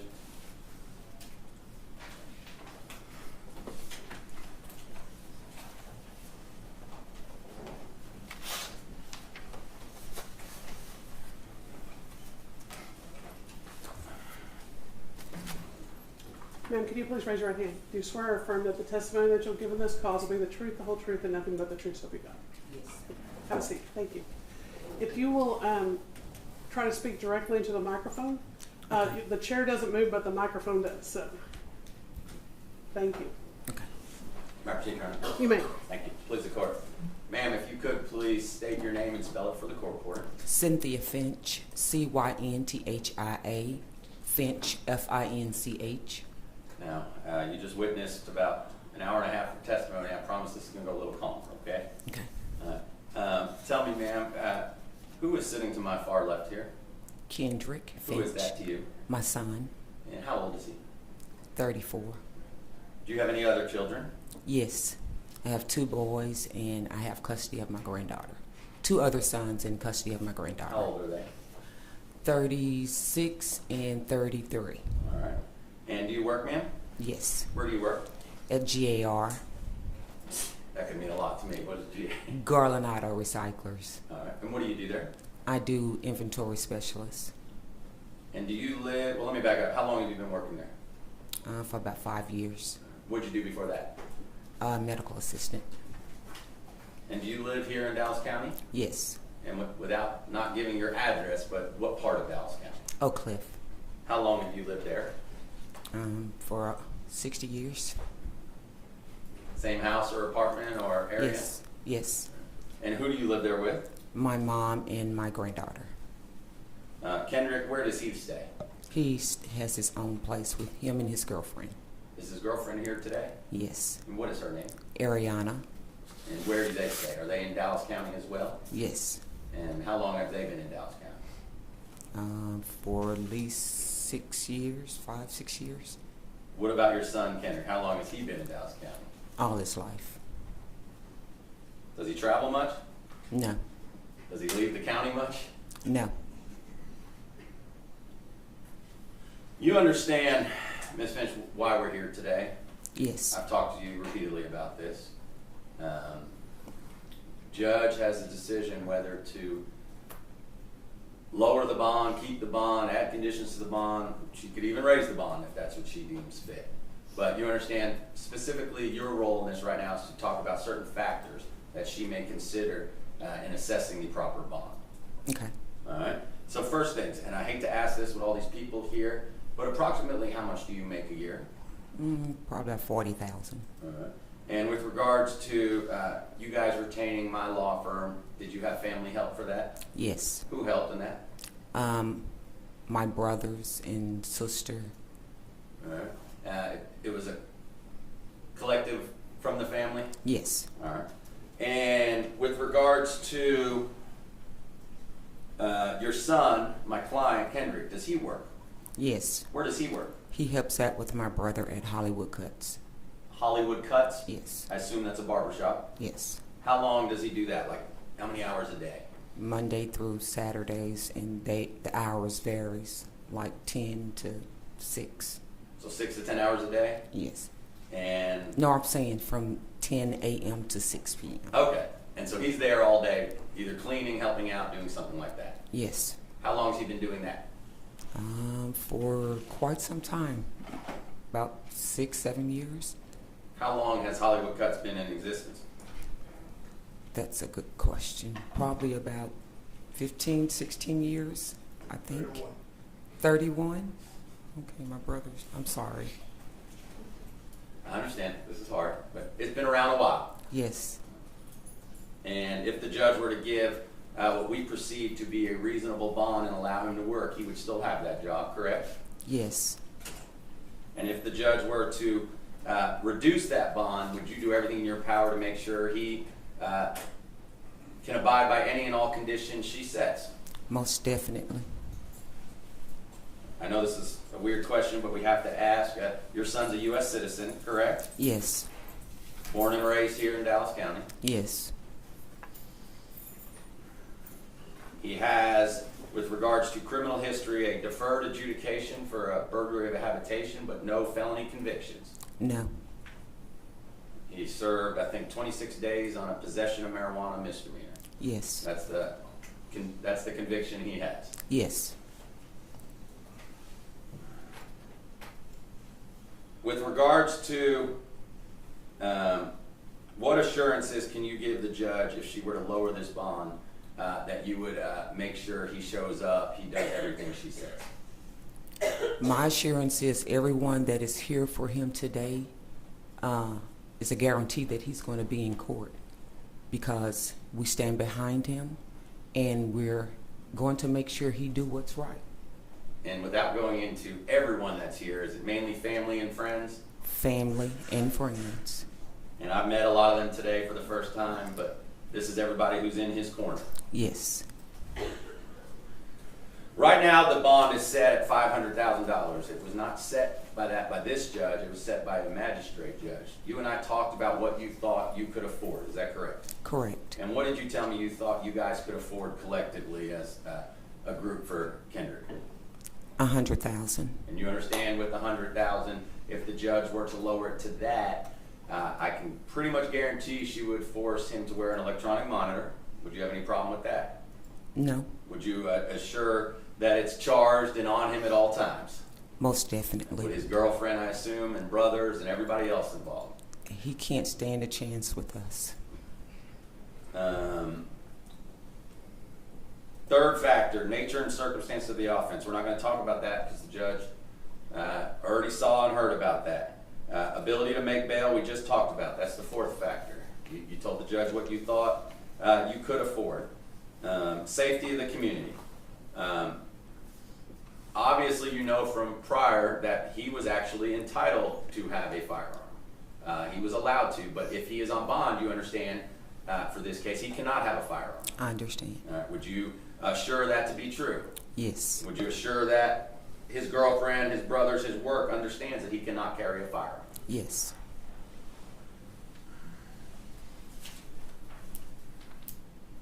We talked about criminal history, and we talked about him being a citizen. Other factors, his work record. He's worked steadily for 6 years, you said? Yes. Family ties besides you, and who else is in the family in the area here that is in his corner? His 2 uncles, well, 3 uncles, his aunt, his aunt, his 3 uncles, our church family, my family. Everybody sitting here? Yes. At least 20 or 30 people? Yes. And would they all help in making sure he abide by any and all conditions the judge were to assess? Yes. He's lived here his entire life. Yes. His girlfriend's house is in Dallas County as well, correct? Yes. Criminal record, we talked about that. Previously complied with any bond conditions. Yes. Doesn't have any outstanding bonds or anything like that. No. And judge has already heard from the facts, about the facts of the case. Yes. Anything else you want to tell the judge, not with regards to the facts, but with regards to why she should lower this bond here today? I feel you should lower his bond because I don't want to go into his character, but he tried to do the right thing from the very beginning, but he was instructed not to by the attorney that he had at that particular moment. So he's not a flight risk, and he will abide by the rules and regulations that you set aside for him. And he, in fact, called 911. Yes, he did. And I wasn't that attorney that was giving advice. That's correct. But that's the reason, and what you told me in the hallway is he was checking himself in. Yes. Thank you, ma'am. I'll pass the witness. State. Thank you, Your Honor. All right, Ms. Finch, my name is Jason Hermes. I'm sorry to meet you under these circumstances, but I do thank you for being here today, okay? You're welcome. All right. It sounds to me like in your conversation with Mr. Healy, you and your son have a close relationship. Yes. You talk a lot. Yes. You're involved in his life. Yes. It sounds like you still keep tabs on him like every good mom does. Yes. With their kids. Yes. Let's talk about April the 5th. I'd like to, since you have that kind of a relationship with your son. First of all, whose car was your son the passenger in? I don't know, sir. You don't know that? I don't know that person. Who was the man who was driving that car? Who was your son with? I do not know. You don't know that? No. Now, you understand, Ms. Finch, that you are under oath. You must tell the truth. Yes, I do. So you've talked about this relationship with your son, and how close you are, and you've told this judge about how you're going to be able to keep tabs on it, so forth and so on, giving this judge a sense of calm and security and peace of mind. But here we have the very first thing that I'm talking to you about. You don't know whose car he's in. You don't know who he's with. No, I do not. All right. When you saw that person, I know that it's not very clear where the driver is on camera, but did you recognize the person who got out on the driver's side of that car? No, I did not. Have you spoken to your son since he made you aware of what happened? Have you spoken to him about this situation? Since April the 5th? Yes, ma'am. Yes, I have. All right, so what did he tell you? He told me what transpired. Tell me what he told you. He said that he had got into an altercation downtown and someone had passed away. So I went to look for myself, and I told him, you need to call the attorney. He said he did. He said he had already called 911, and he had tried to speak with the detective. That's great. And I appreciate that, but that's stuff after the fact. I mean, he didn't just tell you that he was involved in an altercation, someone passed away. I mean, if a mom hears that, you're going to have questions. What questions did you ask him? What did he tell you? I asked him. Details. I asked him what happened. What happened? What did he say happened? He said that someone pulled a gun out on him, Okay. and he shot in self-defense. Okay. And someone else was killed and one was injured. Okay. What else did he tell you? That's pretty much it, because he kept trying to reach out to 911 and the attorney. Okay. And he would have no reason to lie to you, right? No. So what he is telling you in confidence is that someone pulled a gun on him and he shot in self-defense. Correct. That was it. Did he have any other reasons for shooting other than in self-defense? No. What did he tell you that the other person was doing? Acting erratic, Okay. jumping around. Did your son tell you that he was the first one out of the car with a gun? No, he did not. Let's talk about the gun. Why does your son have a gun? Because he can possess one. He has. Absolutely. Everyone can possess one. Mhm. I'm asking you, though, you know your son. Why at 2:30 in the morning? Is there a reason why he had a gun on? I can't answer that for you.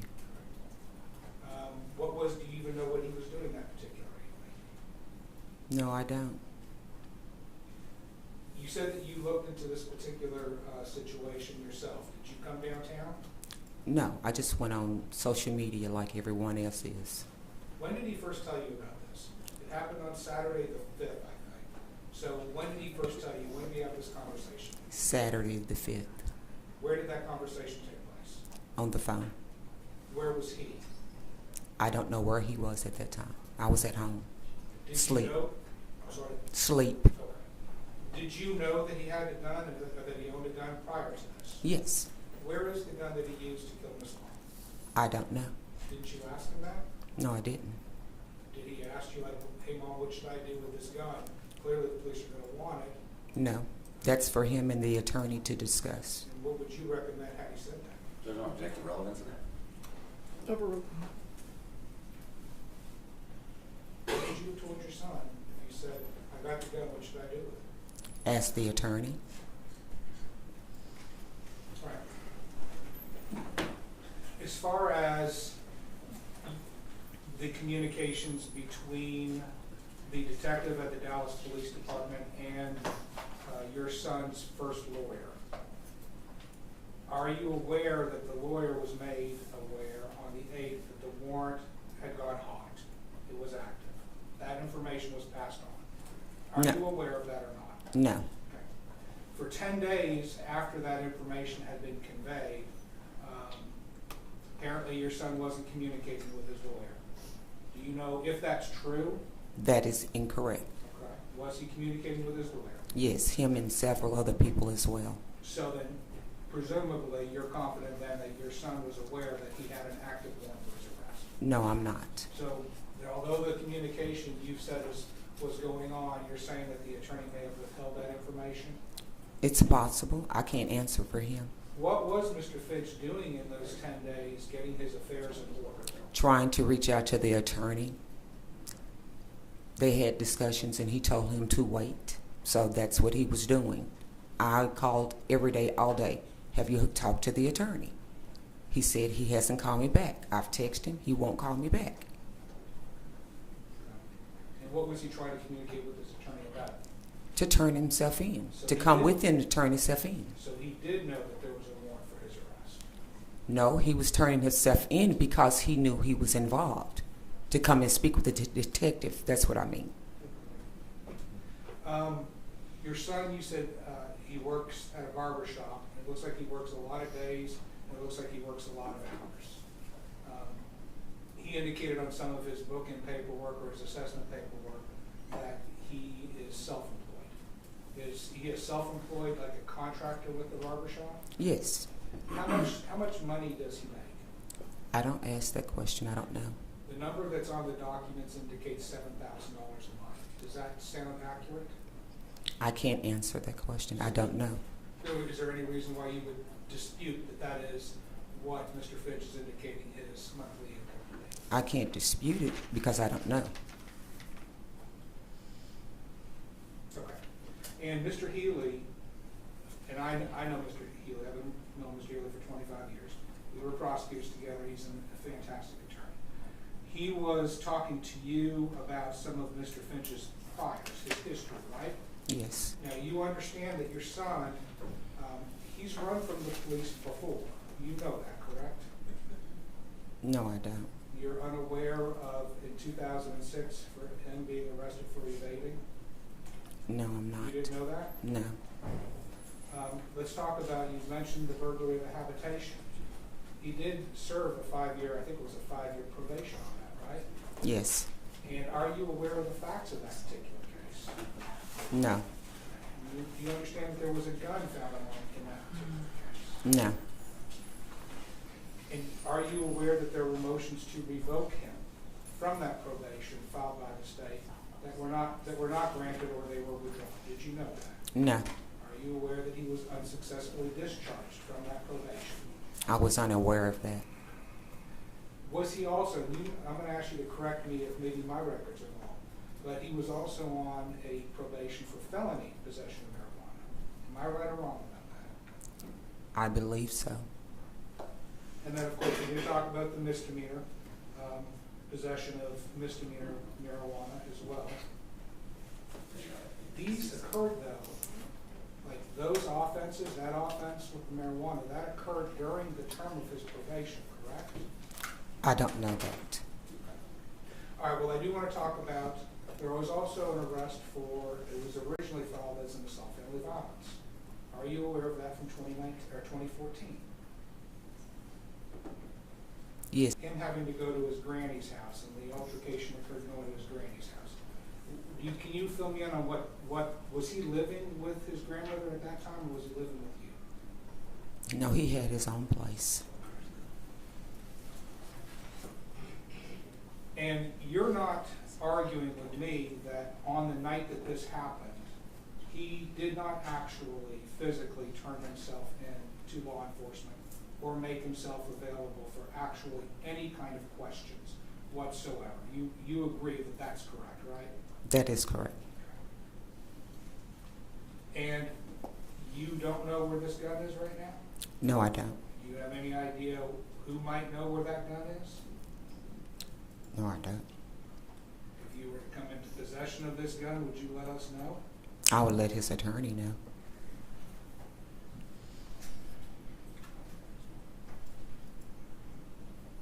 I forget if I mentioned this, but also on his burglary of a habitation probation, he was unsuccessfully discharged. Did I mention that earlier? Yes. Okay. All right, man. I really do thank you for your time and your patience with me. I'll pass the witness. No further questions, Your Honor. Okay, will this witness step down? No objection. You may step down, ma'am. Call your next witness. This time, defense rush check with regards to the bond hearing issue. Argument? Judge, I'll go ahead and open, and I won't close. I imagine what you're going to hear, Judge, is the defense mentioning to you all of Mr. Kistler's involvement in this case. And while that's fair to give you an understanding of, the overall rule, Here's what the state very passionately believes and wants to bring to your attention. On this particular evening, there is no doubt, and Mr. Finch must own, that he was the first one to step out with a gun. There was no gun presented at that point. When it comes to an escalation from whatever this might have been, that was all ordained the moment that Mr. Finch decided to step out of that vehicle with a gun in his hand and present it to the people that he was looking right at. From the evidence that I see, it is our firm belief that Mr. Finch was the first one to shoot. That he has to own. He fired that gun at least 8 times in a crowded residential commercial street with cars and people walking all around. And Mr. Kistler may own a similar situation, but we're here today on Mr. Finch. And what kind of risk to the community does Mr. Finch pose? That he owns and he owns alone. That he fired at least 8 rounds. He killed the person by shooting that person twice. He shot the other man once. Bullets from the guns went into businesses and windows that were up and down that street. These are his to own. I've given the court a copy of the criminal history. You've looked into some of the background of those cases. I think that between the action that you see on April the 5th, the conduct, the brazenness, the bravery, I don't see fear. You're the fact finder. Maybe you see some fear when he's standing out there with a gun. That looked like a purposeful, desired engagement. And a person died because of it. And Your Honor, you're responsible for the community. And I think that that is a proven risk to the community, especially when that's assessed with some of the background information the court's been provided with. The other aspect I want to bring to the court's attention is risk of flight. Will this gentleman actually present himself to court? Well, here's what the court knows. He did not stay at the scene. He called hours later from the safety of being at an unknown location and over a phone. That's not really presenting yourself for any kind of meaningful participation or rule. He hid. And then after he was made aware that there was a warrant for his arrest, where a judge had commanded him to be seized, he hid out for another 10 days. I believe that this is a proven indication of flight risk, plus his past is indication that there seems to be a propensity for that kind of behavior. For these reasons, Your Honor, I think that the bond set by the magistrate was appropriately set. We ask the court to keep the bond at $500,000. If the court should consider lowering the bond, I would beg the court to make sure that every condition upon a bond possible for the safety of the community, for the safety and security and peacefulness of the victim's family be taken into consideration. Please, court. Judge, obviously you know Mr. Hermes and I are friends. We've been doing this a long time, but I think we are viewing this case in 2 completely different perspectives. And addressing the facts of the offense first, I'm not going to harp too much. The judge has seen the video. You've been around. You understand that this is going to take this being in front of 12 people deciding if this was self-defense, defensive third person, transferred intent. But here's what we know for sure. We know for sure Ashlee Long would be alive today except for William Kistler. William Kistler is the one who started everything that night. It showed in the video. It shows his actions, how he was acting. We don't have the toxicology report yet of these 2 individuals, but I can bet where that's going to end up.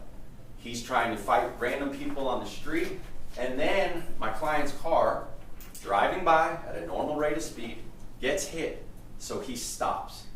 And Judge, may I approach, or at least, he stops, and for at least 7 seconds, and I want the court to be aware, 1 Mississippi, 2 Mississippi, 3 Mississippi, 4 Mississippi, 5 Mississippi, 6 Mississippi, 7 Mississippi. My guy's car does not open. And what is Mr. Kistler doing the entire time? Trying to get that gun out. And do we know if that gun was out when his body was turned? No, so I'm not going to argue that. But what I do know is my client never gets out of that car except Mr. Kistler is reaching for that gun immediately. And my issue with all that, and this is the reason why I wanted to approach Judge, and God bless the detective. We'll have a nice chat when trial comes. But if you watch that video, Mr. Kistler, when he's fighting around trying to get that gun and finally gets it, goes like this towards my client.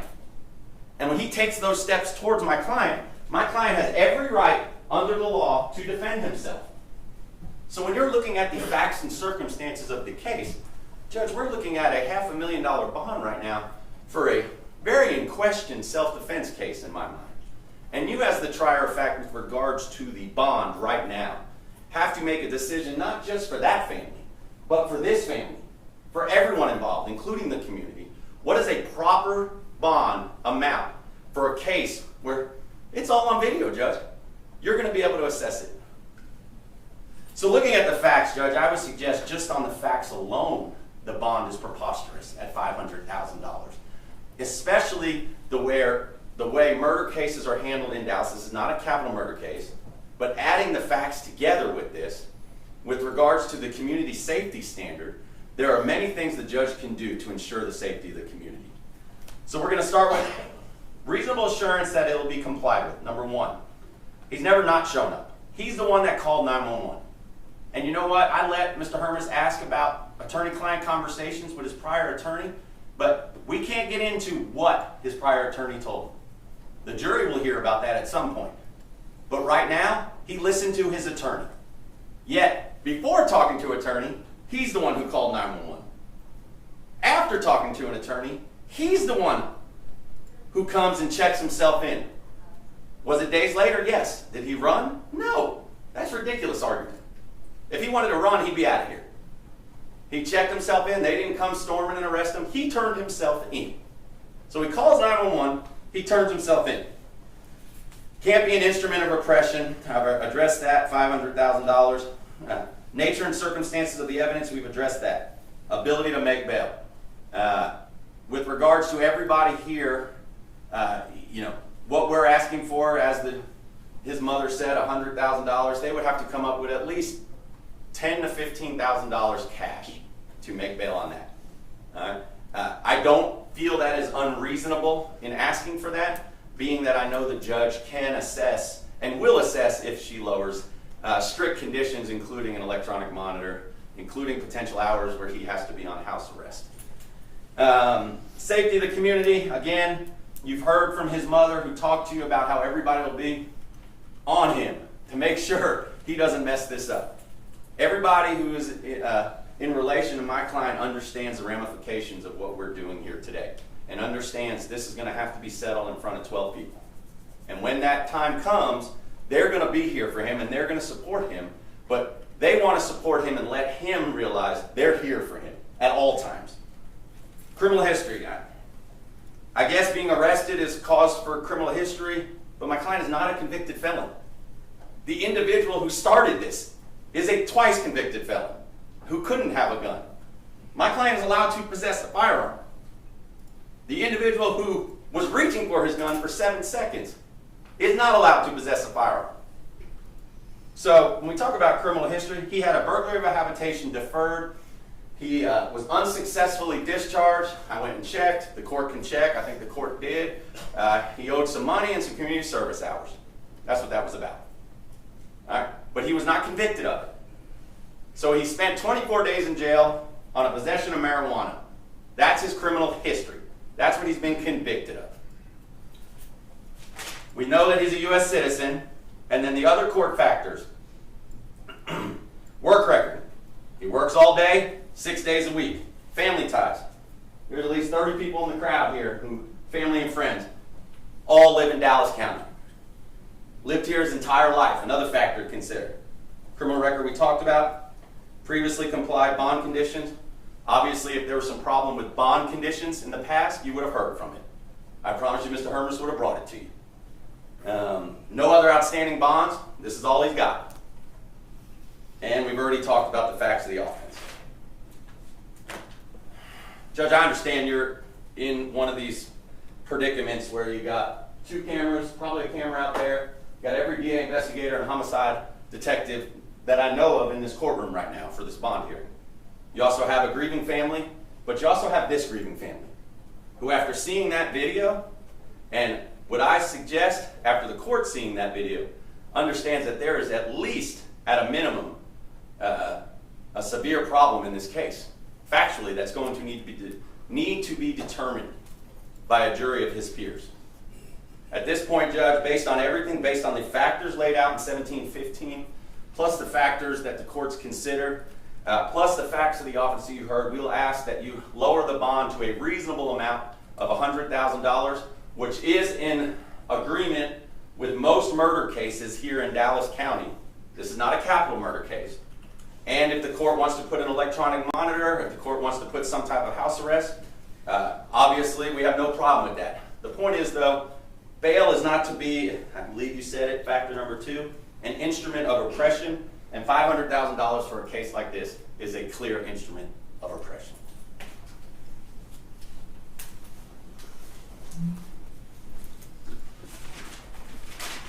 You still have the right to close, Mr. Hermes, even though you said you wouldn't. Judge, I've spoken my piece. Thank you. Okay.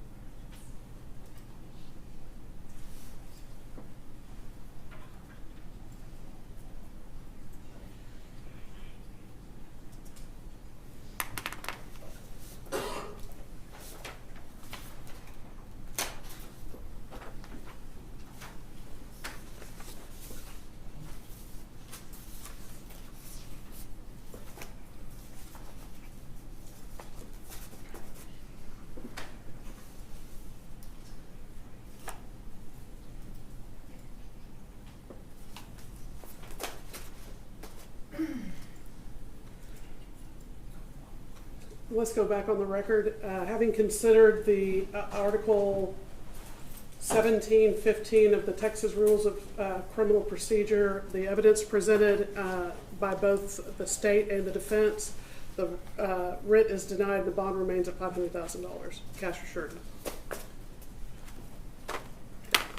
Let's go off the record.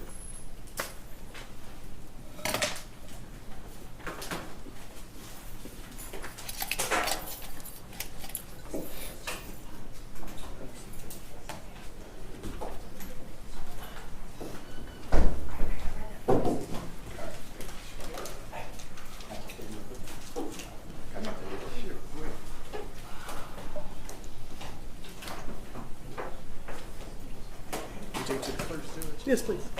Thank you.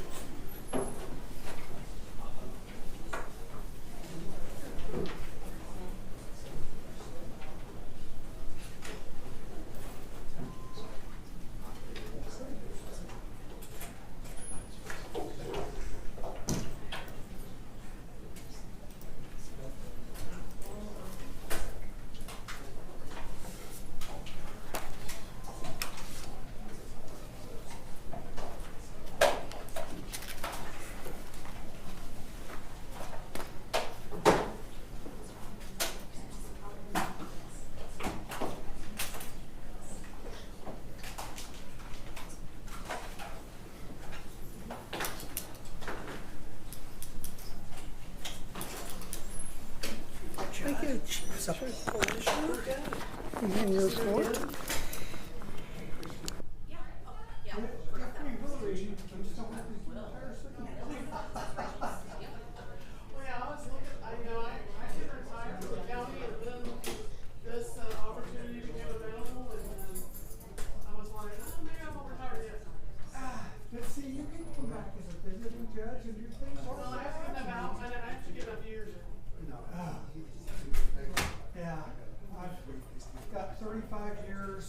CBS with Sean Rabb and I started way back in the day. We started within 6 months of each other. And I was telling Ivy,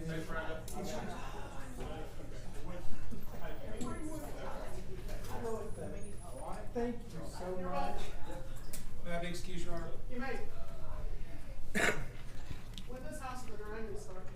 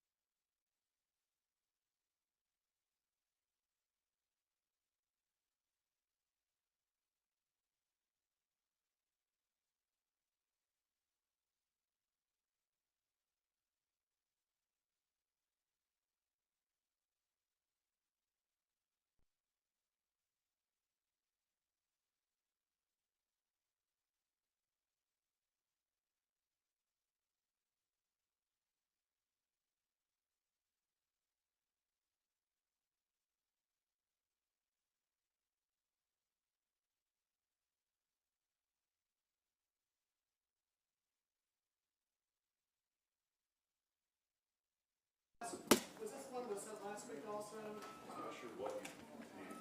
I wasn't able to get to this morning until yesterday, but we did have, we talked to Mr. May last week about it. I don't know what. Yeah, I guess. Since you put your hat on, who's still on the court? Well, I'm trying to get stuff dragging.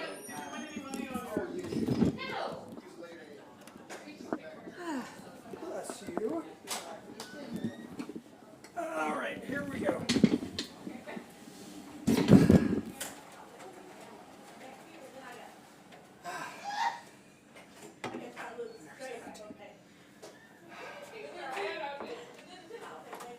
Bless you, sir. Okay, y'all forgot the most important people. Among sweet brother. God bless you. Oh, I mean that. Okay. So, I'm gonna be looking for you. All right, Don't forget to tell Shirley. Yeah, please. Okay, take care. Thank you. Okay.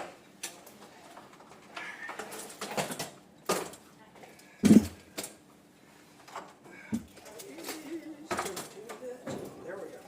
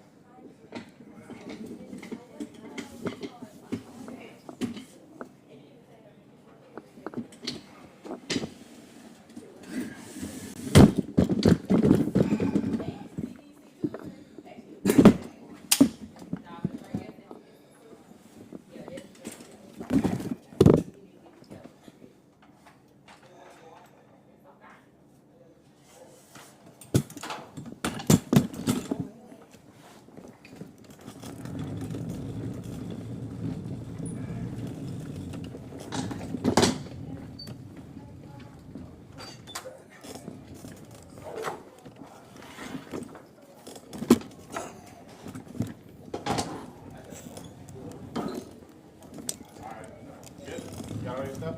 Yes, thank you. You guys were awesome. So I can shut down.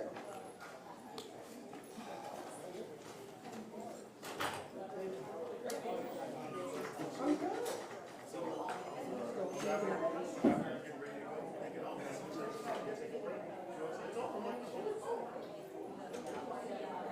Yeah, I was kind of starting to think it was going to run a little longer. Where's Channel 8?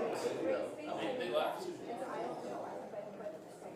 Josh leave us? Oh, he left his mic? He might have to get back out. Oh, wait, so good. He might just be down the hallway or just take it here. I would report that. All right.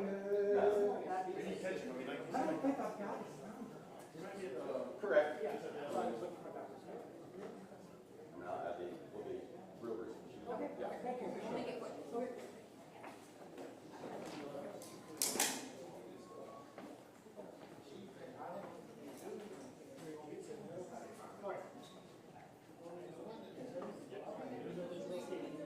Josh Healy, H-E-A.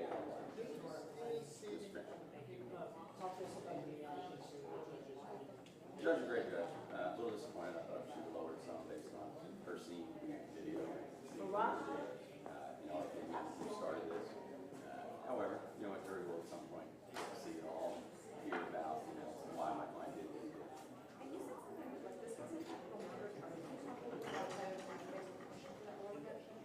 In Texas, when it's a capital murder charge, where the death penalty or life penalty is an option, here it's anywhere from 5 years to substantially lower. In Dallas County, rarely is a regular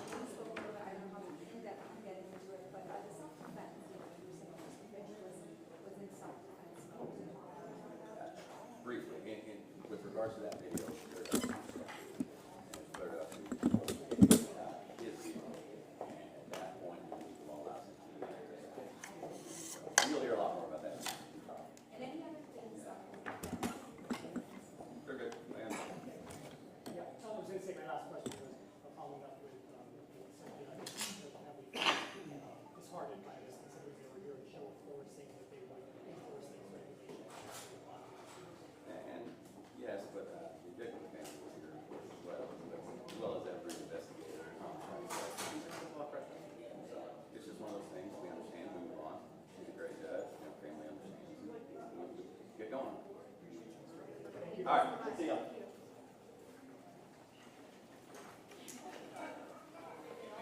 Hey, Andy, it's on. I am done on Live 15.